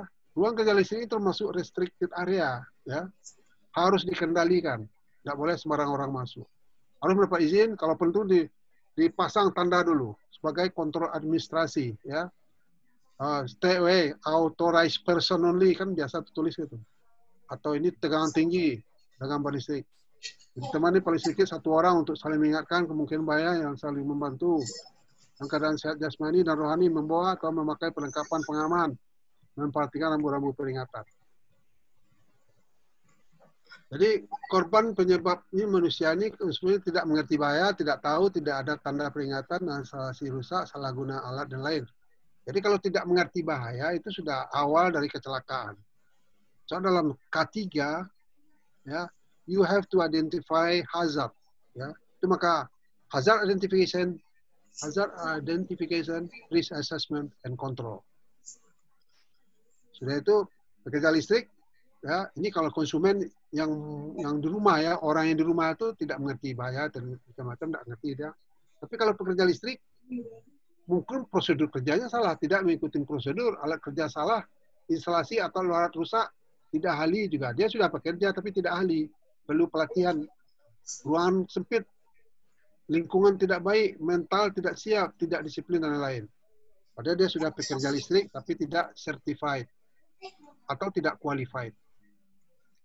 Korban penyebab ini kerusakan alatnya tidak sesuai dengan instalasi, tegangan tidak sesuai, temperatur tidak sesuai, spesifikasi tidak sesuai, alat tidak sesuai, standar mutu rendah, beban atau load tidak sesuai, pemeliharaan kurang dan lain. Ya ini ada hubungannya dengan apa? Dengan standar ya. So listrik ini kita harus menggunakan standar. Semua itu ada standarnya. Kabel listrik ada standarnya, ya. Ukurannya. Mungkin tidak pernah diperhatikan kabel listrik yang dibungkus plastik putih itu, ini akan tertulis sana tuh N, Y, B, apa gitu itu kan. Itu standar itu. Boleh orang mana yang bikinnya, tapi standar itu harus diikutin. Ya. Standar itu paling penting. Ya. Semuanya listrik itu, semua produk itu ada standarnya. Produk yang dipakai di masyarakat itu harus ada standarnya. Dan harus ada standar yang membuat orang itu ada pedomannya. Itu kerusakan instalasi apa? Perencanaan salah, pemasangan salah, pemeliharaan kurang, pemakaian tidak sesuai, diubah oleh yang bukan ahli, lingkungan tidak sesuai, akibat asam juga, kelembapan juga, macam-macam. Itu kerusakan instalasi. Untuk mengatasi hal tersebut di atas diperlukan undang-undang peraturan pemerintah. Jadi undang-undang peraturan pemerintah ini sama dengan kita anggap ini kontrol administrasi terhadap risiko bahaya pekerjaan. Ya, jangan dianggap undang-undang, jangan dianggap enteng ini. Paling Undang-Undang Nomor 1 1970. Ya, PP 550 tahun 2012. Untuk SMK 3 itu. Ada kadang-kadang orang, saya baru ada meeting dengan orang sudah ahli macam-macam ya dari kami berempat, ada yang Jakarta, ada yang bicara mengenai Undang-Undang Nomor 1 1970. Dia kena orangnya sudah terkenal. Saya dengar aja, dia bilang, wah Undang-Undang 1 1970 sudah harus diganti karena sudah 50 tahun. Saya bilang dengan apa namanya ini, dengan hormat, Undang-Undang 1970 aja tidak jalan, saya bilang tidak jalan, masa harus diganti sebenarnya. Masalahnya tidak jalan, itu aja. Tidak ngerti, orang tidak ngerti Undang-Undang 1970. Oke, jadi Undang-Undang dan peraturan pemerintah ini adalah sebagai kontrol administrasi terhadap risiko bahaya pekerjaan. Standar kode. Ya, standar kode. Apa itu standar? Juga orang banyak nggak ngerti apa itu standar. Ya, orang nggak ngerti. Semen itu ada standarnya itu. Nggak boleh Buswa, boleh pabrik sana, boleh semen Padang, semen Indosemen, semen macam-macam, semen Gersik. Standarnya tahu nggak? Mungkin banyak orang nggak tahu standar. Itu prosedur kerja. Kalau ada kerja tanpa prosedur, itu pelanggaran berat sebenarnya. Ya, saya di tempat saya kerja dulu tidak ada itu. Semua orang harus ngerti prosedur. Suatu pelatihan, kursus, pendidikan. Ya. Ini untuk mengatasi masalah-masalah itu. Pengawasan. Ya, tidak bisa. Tidak. Ada organisasi yang baik. Ya. Organisasi yang baik ini menunjukkan hak dan tanggung jawab dengan kewajibannya. Suatu komitmen manajemen kenapa? Minimal sekali setahun ya harus mengumpul itu yang dari saya pernah ya mungkin tidak seringnya tapi ada beberapa kali ya manajemen yang di Jakarta paksa turun ke Palaran dia karena saya minta karena disyaratkan oleh perusahaan Total waktu itu bukti bahwa keterlibatan manajemen terhadap K3. Buktinya di mana? Minimal sekali setahun dia ikut meeting dan ada namanya di sana, ada tanda tangannya di sana dan pembahasan juga masalah improvement atau peningkatan performance dari K3. Suatu disiplin suasana kerja yang baik dan nyaman. Bagaimana membuktikan? Jadi untuk mengatasi hal-hal tersebut itu di atasnya yang kecelakaan-kecelakaan atau yang tidak apa itu harus dilakukan hal-hal yang berikut dari 1 sampai 8 ini. Oke, ini penjelasan lebih lanjut. Masih ada waktu kah? Saya mau aja nih. Tidak ada yang dengar saya. Dengar. Oh, dengar. Ya, kita batasi 5 menit lagi, Pak. Silakan. Tanya. Saya sudah termasuk sering mengadakan seminar kayak gini ya. Saya yang paling saya khawatirkan itu. Saya ngobrol sendiri aja, toto orang tuh sudah pada bubar. Mau tanya, Pak Herman. Bagaimana? Mau nanya. Ya, silakan. Silakan. Halo, Pak Herman. Ya. Kalau itu untuk anti petir, kita punya 2 gudang apa boleh 1 ground? Langsung ke ground tuh 1 aja. Tapi ada ukurannya itu. Ada yang plat, ada tuh ketentuannya, ada yang pokoknya macam-macam, ada yang kabel aja tapi dari tembaga biasanya. Ada yang 1 lempar kabel, ada yang berpilin gitu. Ya, yang penting itu dia diukur apanya, tahanannya. Sebab dia tuh dia batang yang yang ke bumi ke bawah itu dia harus mencapai table water istilahnya, table water. Ya, dan itu diukur berapa ohms. Dan ada prosedurnya itu. Untuk memastikan kabel penangkal petir itu memenuhi syarat. Oke. Ya, makasih Pak Herman. Ya, di puil ini juga coba sampean puil ini punya puil kah? Puil punya Pak Herman. Nah, bisa lihat di sana ada itu jelas itu. Oh, oke. Oke. Jadi sekarang mana 1 pas dengan 2-3 pas ini. 1 pas 1 konduktor aja yang melilit di armature dari generator itu ya. 1 aja 1 pasnya. Kalau 3 pas ya 3 konduktor aktif. Warna itu biasanya ada merah, kuning, biru dengan atau tanpa netral. Warna menurut puil merah, kuning, biru. Kuning adalah hijau atau hijau. Ini sudah yang ditetapkan, distandarkan ya, dan pedomannya di puil ini. Ya sayang kali kalau saya dulu, kalau seorang yang bekerja dengan listrik atau kalau ahli K3 listrik tidak mengerti puil, sayang kali itu. Jadi arus adalah penyebab utama dari cedera kena shock listrik dan tegangan adalah yang menggerakkan arus tersebut. Seperti yang saya bilang tadi, jadi tegangan atau voltase itu sebagai pendorong dia, pressure dari arus listrik. Biasanya arus tergantung pada tahanan konduktor yang dilalui arus. Kalau ini arus, E dan R itu tahanan. R voltase kah? R ini ohm, E voltase, dan 1 ini beban, I beban, ampere atau watt. 1 ampere itu biasanya 220 watt ya. Arus searah biasanya sama setiap saat DC. Tapi harus bolak-balik berubah-ubah setiap saat. Maksudnya dia tuh dengan apa nama istilahnya tuh? Enggak konstan dia gitu. Frekuensi arus bolak-balik di Indonesia ini 50 Hz. Jadi maksudnya frekuensi ini begini amatir dari genset itu, amatir dari dari pembangkit listrik ini yang berputar ya, kan dia ada yang stator, ada yang rotor. Kalau yang stator yang diam, yang rotor yang berputar ini ya, bagaimana dia memutus gerak itu 50 Hz. Jadi 50 Hz itu 50 kali memutar dia. Ya. Jadi memutar itu 50 kali dia memintas gerak dari konduktor tadi dengan bentuk sinusida.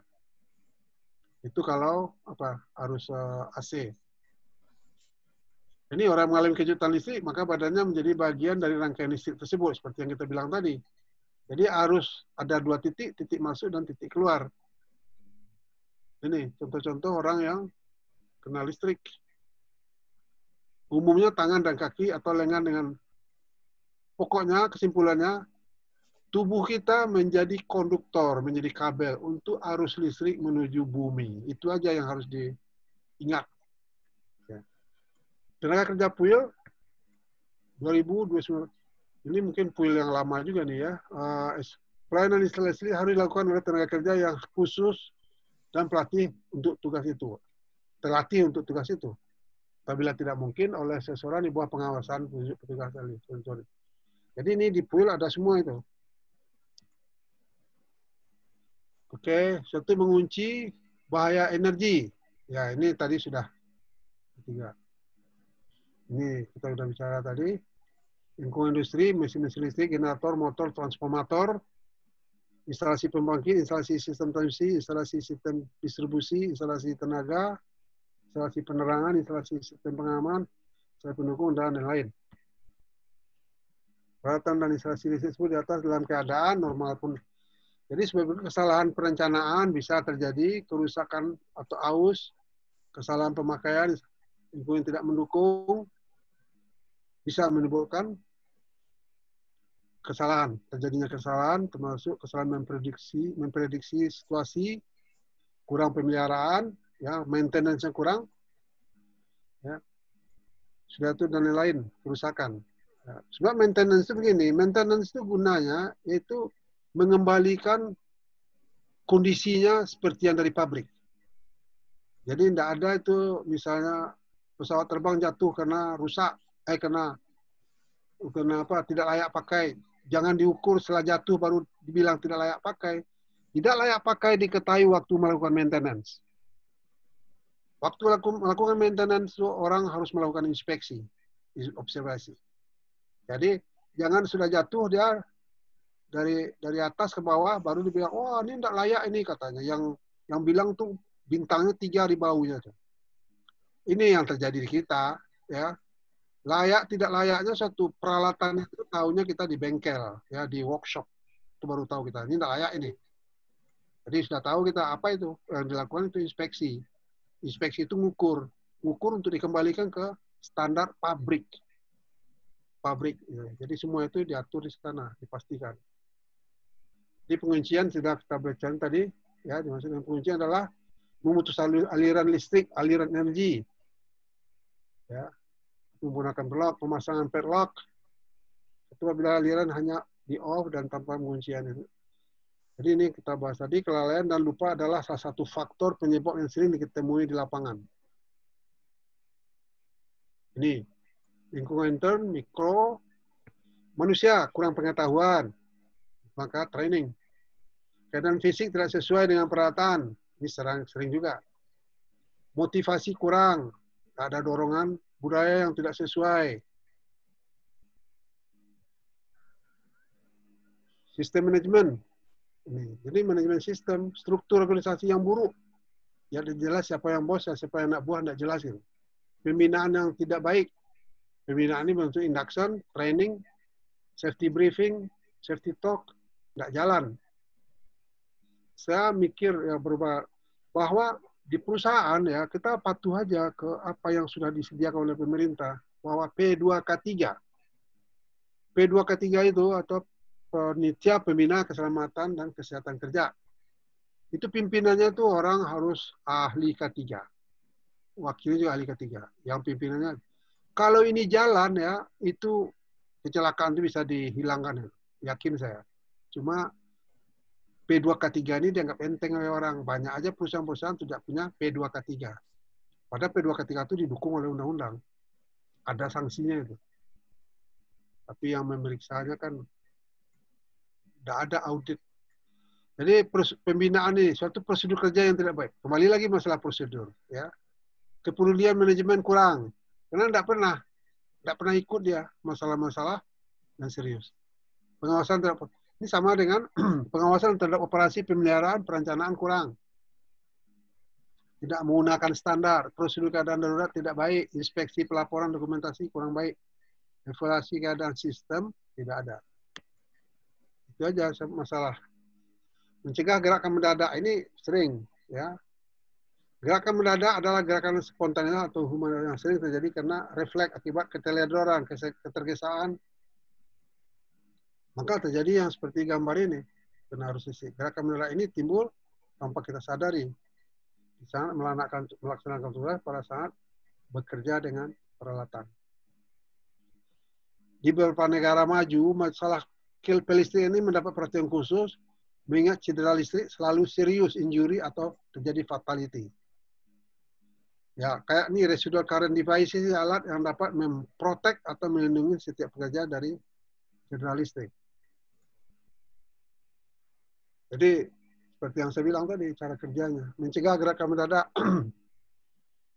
Fungsi RCD ini, apa kepanjangannya tadi? Residual current device. Ya, jadi ada hubungannya dengan apa tadi? Arus listrik itu dia akan mengatur sendiri arus listriknya. Jadi arus listrik itu kalau kelebihan melewati suatu device atau komponen, maka akan terpicu kemagnetan yang tinggi dan kuat, maka akan diputusnya hubungan cepat. Itu fungsi cara kerjanya. Semua elektrisian menggunakan electric equipment, power tool, dan kabel extension telah diprotek bila dengan LCD dipasang permanen dipasang pada switchboard atau. Jadi ini fungsi LCD tadi. Mencegah gerakan mendadak ini. Jadi bukan gerakan mendadaknya yang dicegah ya, tapi efek dari karena ada tiba-tiba arus mengalir ya. Maka tadi seperti bilang tadi, maka listrik aliran listrik langsung ke badan kita termasuk aliran ke ground. Jadi LCD ini sifatnya memberikan proteksi perlindungan per orang dari electric shock. Saya bilang tadi, arus listrik itu sendiri yang ngatur dirinya. Jadi kalau dia tinggi arus listrik yang masuk, dia akan memicu solenoid atau apa istilahnya itu ya, dan diputusnya hubungan listrik itu sendiri. Karena lebih besar arus listrik yang masuk, maka lebih besar kemagnetan yang timbul. Jadi akan dikalahkannya pair dan akan diputusnya hubungan cepat.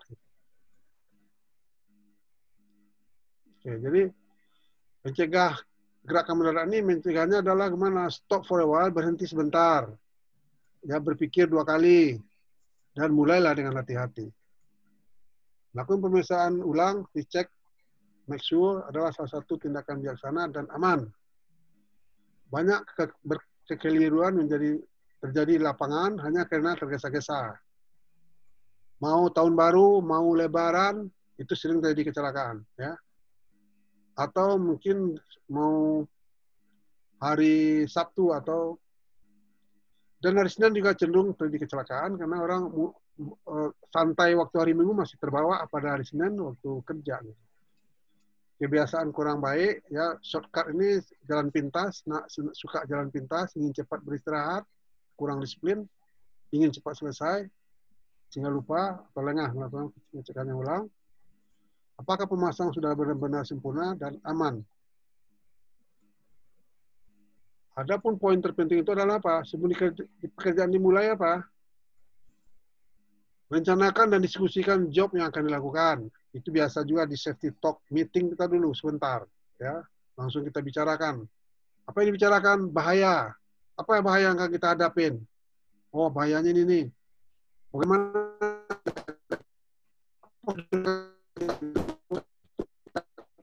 misalnya karena kalau pekerjaan itu kalau tidak rutin, suatu perhatikan, kenali bahaya di sekitar lokasi kerja Anda.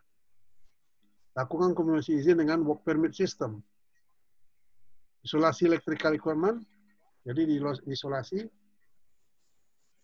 ya sama aja yang dibicarakan tadi, isolasi electrical equipment atau sirkuit yang akan dikerjakan, gantungkan danger tag merah hitam yang bertulisan do not operate, pasang safety barriers, pembatas apabila diperlukan, waspada sampai kerja di open area dan dari hujan. Gunakan peralatan yang tepat dan benar. Melakukan pekerjaan servis, ya sama, pengertian pekerjaan servis adalah apa? Ini pekerjaan yang reguler sifatnya, yang sudah dischedulkan, dan yang dilakukan apa? Pengecekan rutin, serta perbaikan semua standar. Dan juga cenderung untuk mengembalikan ke standar lagi ya. Dan instrumen. Sebelum pekerjaan dimulai, poin yang terpenting yang harus dilaksanakan adalah harus ada work permit dan job safety analysis. Dikenali lokasi dan alat yang akan servis termasuk bahayanya. Lakukan persiapan secara lengkap sebelum pekerjaan servis dimulai. Tool dan safety equipment, tag dan padlock. Cek pastikan power supply single line diagram. Mungkin single diagram ini perlu dibahas terpisah ya, nggak bisa sekarang. Dipastikan juga posisi semua orang itu aman sebelum dokumen yang akan di lock atau on dikembalikan kembali. Hanya qualified person yang dibolehkan dalam melakukan tugas unlock atau shut off sumber daya energi, kita sudah bicarakan tadi. Ini masang lockout, masang semua tag dan ini.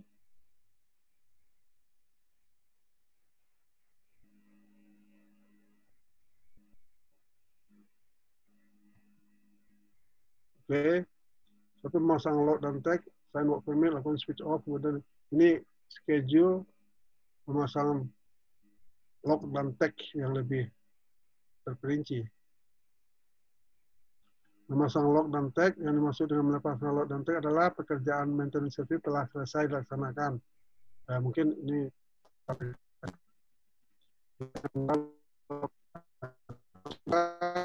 tepat.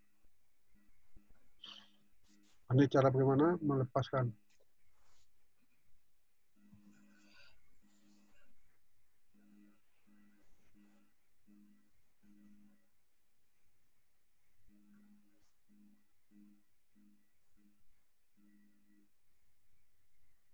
Oke, ada pertanyaan?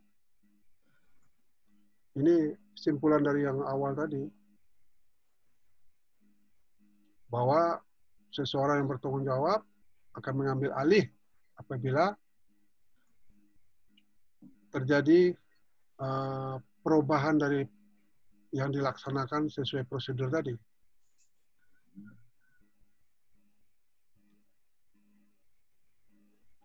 Pak Herman, Ya, mau tanya. Itu kalau untuk lockout itu, untuk pemasangan lotonya, itu ada minimal orangnya ya, Pak Herman?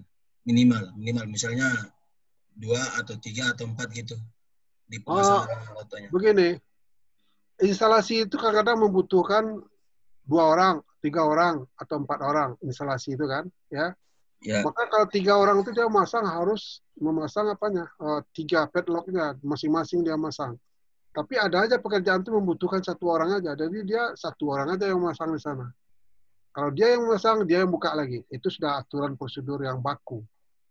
Kalau kebetulan dia tidak mampu membuka karena ada masalah, ya kan?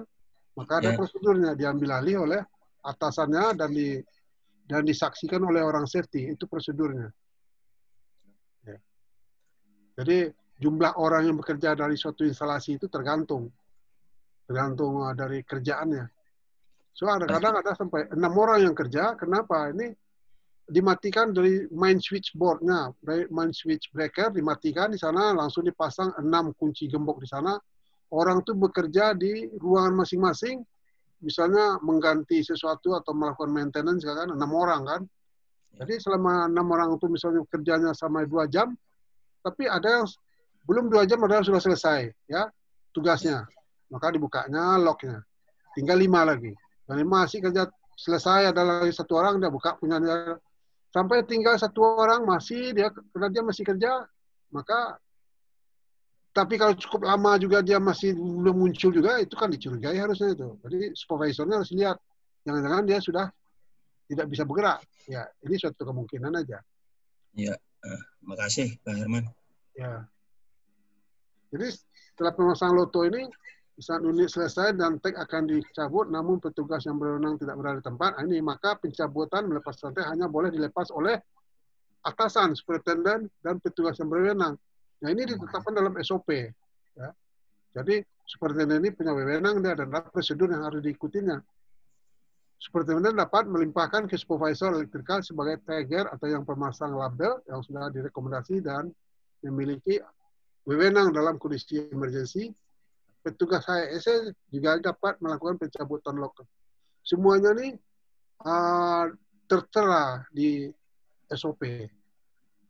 Jadi tidak ada orang yang mengerjakan sesuatu itu di luar wewenang. Jadi ini penguncian berkelompok, penguncian dilakukan oleh lebih dari satu section, satu orang dari satu section, dan lebih dari satu orang menggunakan kombinasi hanger. Ini contohnya, ya. Ini yang sama dengan yang kita bahas tadi. Dan suatu di energize dilakukan oleh P3 supersen. Jadi di energize itu diputus hubungan listriknya, hubungan koloni listrik ya. Tank harus diisi oleh masing-masing person dalam cas sebelum dipasang. Jadi satu orang mempunyai label masing-masing. Dan ada fotonya. Bila di pergantian shift, diperbaikan shift belum selesai, dikerjakan, maka padlock dan tag yang masih terpasang harus diinformasikan ke shift berikutnya melalui work permit system. Jadi work permit system itu sama-sama dibaca gitu. Jadi yang pertama sudah diisi, nanti ditaruh dia pada suatu tempat tertentu, nanti masuk shift berikut, nanti dilihatnya nanti apa yang sudah terjadi di work permit system itu. Semua unit yang masih dalam perbaikan oleh yang memasang label diberi wewenang dan bertanggung jawab atas semua log dan tag yang masih terpasang.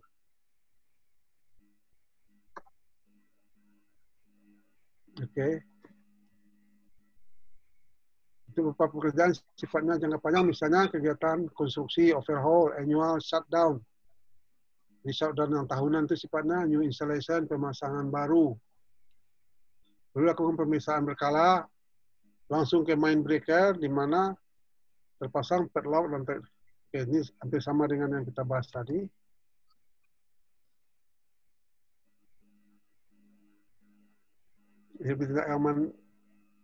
Bertindak yang aman dengan energi, tindakan berbahaya, pesan-pesan keselamatan kerja listrik, tidak mematuhi peringatan, tidak mengikuti prosedur. Ini prosedur lagi.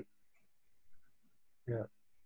Saya dulu di perusahaan saya kerja, ya, orang-orang saya semua disuruh latihan membuat prosedur. Kadang ada yang bertanya, bagaimana cara membuat prosedur? Kasih orang yang biasa mengerjakan itu membuat prosedur sebagai draft ya. Mungkin ada 5 orang yang sering mengerjakan kerjaan itu, ya, yang biasa mengerjakan pekerjaan itu, suruh dia bikin SOP, diarahkan. Suatu digabung SOP itu, maka baru ditulis oleh supervisornya. Sudah supervisor nanti dibawanya ke pimpinannya, direview oleh pimpinannya. Sudah itu nanti direview oleh pimpinannya SOP yang baru tadi, maka baru di-approve oleh manajer, area manajer kah. Ya. Baru sah dipakai. Jadi, saya bertanya, siapa yang bikin SOP? Orang safety kah? Orang safety diharapkan tidak mungkin. Jadi, yang melakukan membuat SOP itu umumnya yang mudah itu yang biasa mengerjakan. Ya. Yang biasa mengerjakan, atau taruhlah orang itu belum biasa mengerjakan, tapi dia akan ditugaskan di sana. Maka dia mulai pikir ya, bagaimana bikin SOP-nya. Jelaskan apa SOP ini. Ini langkah-langkah pekerjaan. Langkah-langkah pekerjaan sampai pekerjaan itu selesai. Dari awal sampai dia selesai. Apa aja langkah. SOP sama dengan seperti orang buat spermi. Merebus spermi. Satu bungkus spermi. Dari langkah-langkah bikin spermi itu akan kelihatan. Langkah mana yang berbahaya. Misalnya air panas. Mau dicurahkan ke dalam mangkok. Berbahayanya sudah kelihatan itu. Yaitu tangan bisa melepuh. Berarti perlu APD. Itu kontrolnya. Itu maksudnya. Sudah itu, pokoknya SOP itu akan membuat kita lebih mudah melihat langkah-langkah mana yang berbahaya dan apa kontrolnya. Jadi, akhirnya SOP itu akan di-approve. Dan setelah setahun ditinjau ulang lagi, wajib itu sesuai dengan peraturan manajemen sistem. Ya. Dilihat lagi, di-review. Kemungkinan SOP itu terlalu pendek, ada langkah yang terabaikan. Atau mungkin terlalu panjang, bertele-tele, mungkin perlu diringkaskan. Jadi SOP termasuk dokumen, kalau menurut aturannya itu dokumen level berapa itu. Dan itu dokumen itu ya harus direview minimal sekali setahun. Review itu bukan berarti direvisi, lihat dulu kalau masih relevan, masih masih sesuai, tidak perlu direvisi. Tapi kalau misalnya terlalu panjang, seperti yang saya bilang tadi, atau terlalu ringkas, ada yang kurang stepnya, maka perlu direvisi. Satu, melanggar peraturan kelistrikan PUIL. Ya. PUIL ini penting. Tidak hati-hati, tidak ahli ini. Sama dengan bekerja dalam keadaan. Sudah itu bekerja dalam keadaan yang basah, itu sudah unsafe condition dan tidak punya wewenang, tidak authorized. Di mana orang tahu bahwa seseorang itu berwenang? Ini juga sering bertanya ini sama saya. Perusahaan kadang-kadang dia di manual itu sudah ditaruh di sana. Orang listrik itu apa wewenangnya, apa hak dan kewajibannya, apa tugas utama aja dan tugas insidentalnya apa, sudah ditulis itu. Kadang-kadang ditulis di job desk. Di job desk, tiap-tiap jabatan itu ada job desk-nya. Satu jabatan mungkin ada 10 orang di sana. Maka mereka punya seragam itu job desk itu. Maka akan dituliskan di sana itu. Trainingnya apa? Pendidikan terakhir minimalnya apa? Pengalamannya minimal apa untuk posisi tersebut. Jadi tidak bisa dia ditaruh aja di sana tanpa sesuai dengan job desk dari suatu jabatan di perusahaan itu. Tidak berwenang. Jelas juga sana nanti apa saja wewenangnya. Apa hubungannya, berapa lama dia di kantor, berapa persen lamanya dia di kantor, dan berapa persen lamanya dia di workshop, itu jelas itu. Ya. Jadi di job desk itu, kalau ada job desk yang benar, ya, itu tidak ada orang yang ngeles, yang cari-cari alasan yang macam-macam. Ya. Tidak ada main tugas utamanya habis. Jangan disangka habis. Kalau sama saya tidak ada itu, ada tugas insidental namanya. Panjang ceritanya kalau kita ceritain lumayan. Jadi gunakan checklist sebelum memasang lock, out, dan tag. Kenali sumber listrik, equipment, mengidentifikasi semua shut off sumber energi, ingatkan semua prosedur untuk mematikan aliran pada sumber energinya, switch breaker, matikan aliran listrik segera, dan lock di switch gear. Lakukan tes pada lokal panel equipment untuk memastikan bahwa alirannya sudah tidak ada.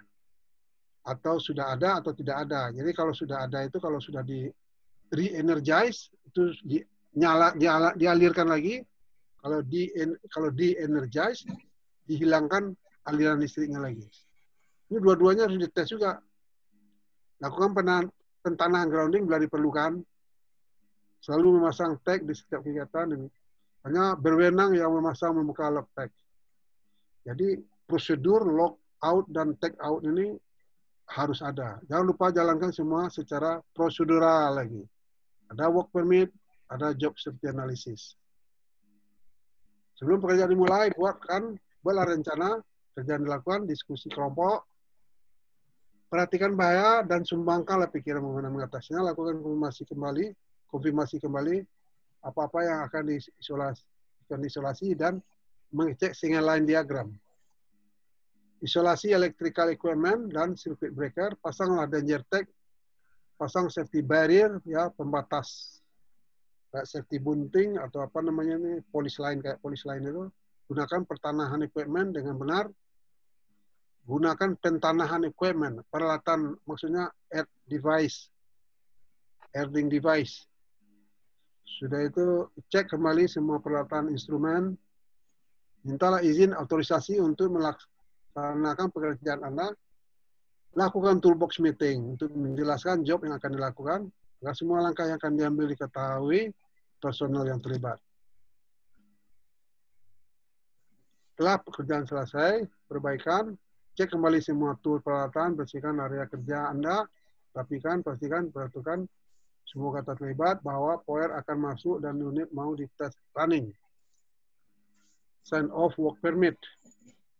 Cabut perlak dan danger tag dan do not operate.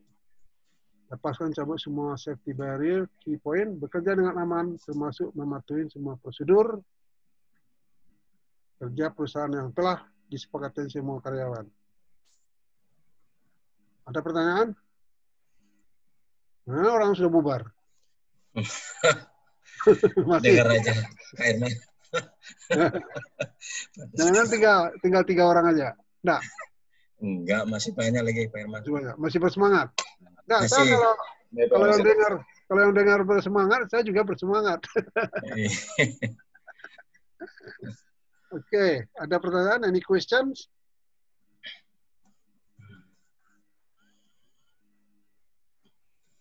Ada pertanyaan? Oh.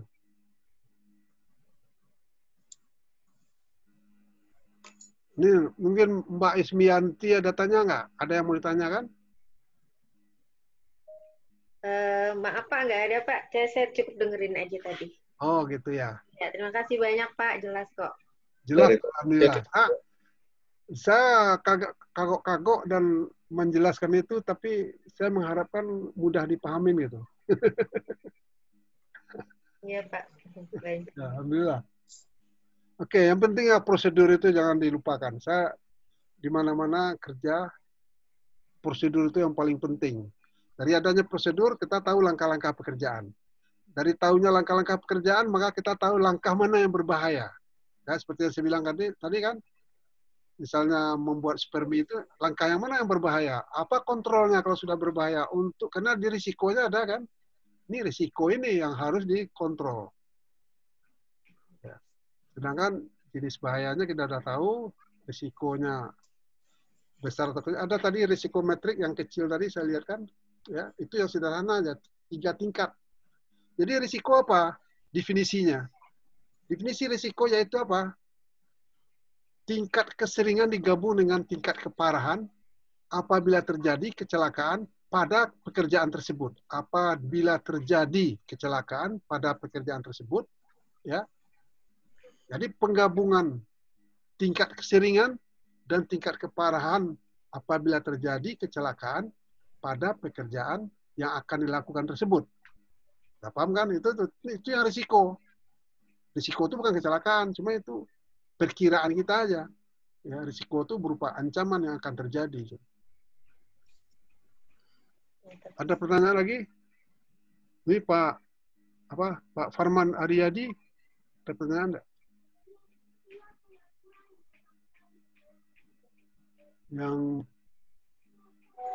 Yang mana lagi? Pak Asrul. Iya Pak. Ya. Halo Ya. Pak. Ini Pak, jadi kan kalau misalnya nih, apa boleh nih satu grounding buat beberapa unit genset? Kalau memang boleh, waktu ada perbaikan di salah satu unit, apa grounding perlu di-disconnect Pak? Ini dalam pengerjaan genset. Genset itu satu unit maksudnya? Iya Pak. Ya, Iya. kalau satu unit genset ya berarti groundingnya juga satu unit kan. Yang di grounding kan frame-nya. Oh sorry Pak. Hah? Sorry, untuk ini Pak, untuk satu grounding buat beberapa unit genset Pak. Oh nanti digabung begitu? Iya. Itu enggak apa-apa, bisa juga, tapi dibuat yang dipastikan yang masuk ke tanahnya kan rod atau batang yang masuk ke tanah itu kan satu buah aja kan? Iya nggak? Satu buah aja kan? Itu nanti digabung yang dari tiap-tiap genset digabung ke sana. Ya begitu ya? Itu Oh bisa. sorry Pak, sorry. Ya. Bagaimana? Jadi ini kalau pas di waktu perbaikannya Pak, apa unit grounding perlu di disconnect? Oh, gitu. Uh-uh. Oh, nggak perlu Pak, nggak ada keharusan untuk membukanya, kecuali mengganggu kita dia. Tapi saya rasa nggak. So kalau di unit genset ya, yang perlu di grounding itu kan bodinya, ya kan, bodinya dari genset itu. Atau misalnya stator dari gensetnya itu, stator langsung ke bodinya, itu yang ke grounding gitu. Jadi kalau ada perbaikan, enggak mesti dibuka, tapi kalau mau buka juga, kalau dia mengganggu kita, ya enggak apa-apa, buka, enggak masalah. Asal jangan kalau dipasang lagi. So, gunanya grounding itu kan untuk memberikan fasilitas kepada arus yang nyasar. Arus itu stray current istilahnya. Stray current itu arus yang nyasar. Nah, itu dia ke sana dia larinya, maka dia ngalir ke grounding tadi supaya aman dia. Ya, dia tujuan sifatnya dari listrik kan dia mencari aliran ke tanah. Maka disediakanlah grounding kabelnya. Dan biasanya yang grounding kabel ya itu biasanya yang kalau kecil ukuran apanya alatnya itu yang kuning hijau warnanya, langsung digabung dipasangkan ke rod yang masuk ke tanah. Gitu. Itu aja sudah selesai. Jadi tidak ada permintaan harus dibuka. So, bagaimanapun grounding tadi, ya kabel grounding itu tidak ada arusan listrik sama sekali. Itu. Tidak ada arusan listrik sama sekali.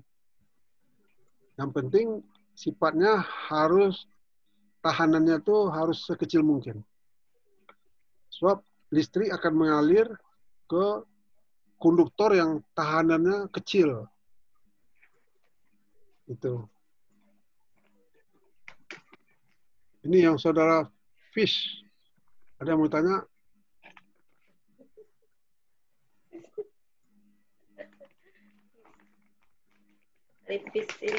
Ini masih 20 orang.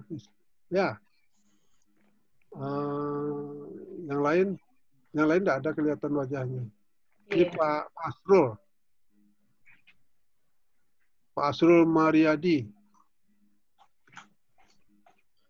Sementara belum ada pertanyaan lagi, Pak. Masih cukup jelas. Di mana lokasinya, Pak? Sepertinya saya pernah lihat ya, orang. Pasir, Pak. Di mana? Gunung Pasir. Gunung Pasir. Ya. Balikpapan. Betul. Oh, dekat sama kita. Kalau siapa lagi nih? Nih, saudara Dudu Deka. Pra. Jelas, Pak. Jelas ya? Ya, jelas, Pak. Bagus, Pak, suaranya. Saya itu aja khawatir. Saya pernah berapa 3 minggu yang lalu memberikan pelatihan. Udah setengah jam bicara, tahu-tahu nggak ada hubungannya karena jaringan rusak. Karena kamu juga host saya tuh orang di sana, Iya, Pak. Bogor. Jaringan di sini, Pak. Iya, karena nggak lihat orang soalnya kan. Ada pertanyaan lagi? Pak Mario mana nih?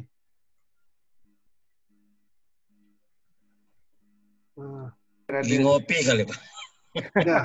Pak Mario ngopi. Masih Ya. Gimana Pak Mario? Ada komentar?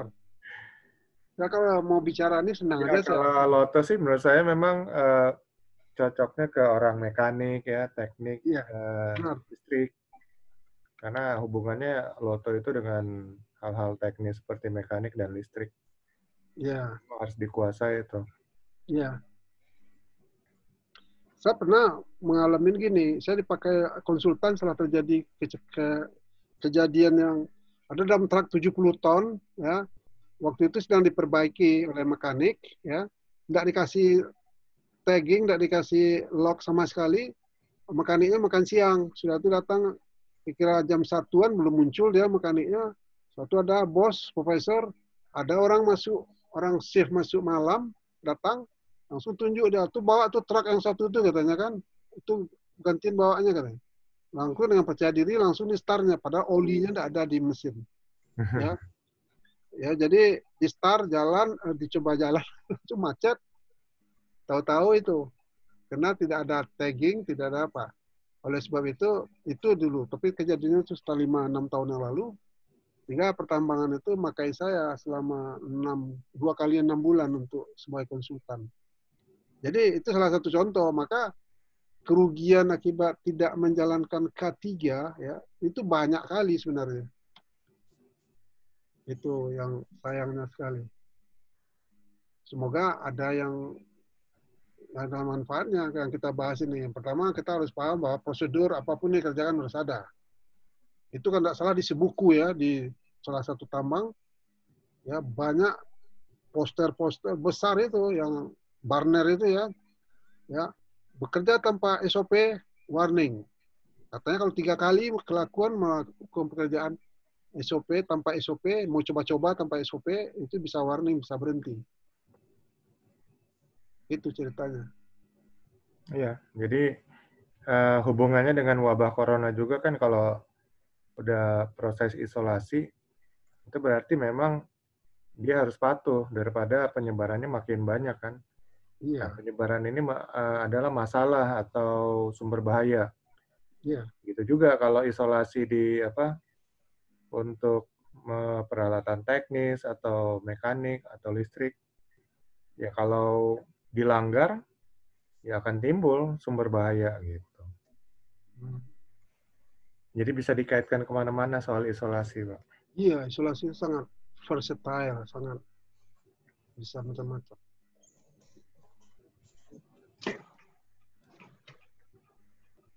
Oke,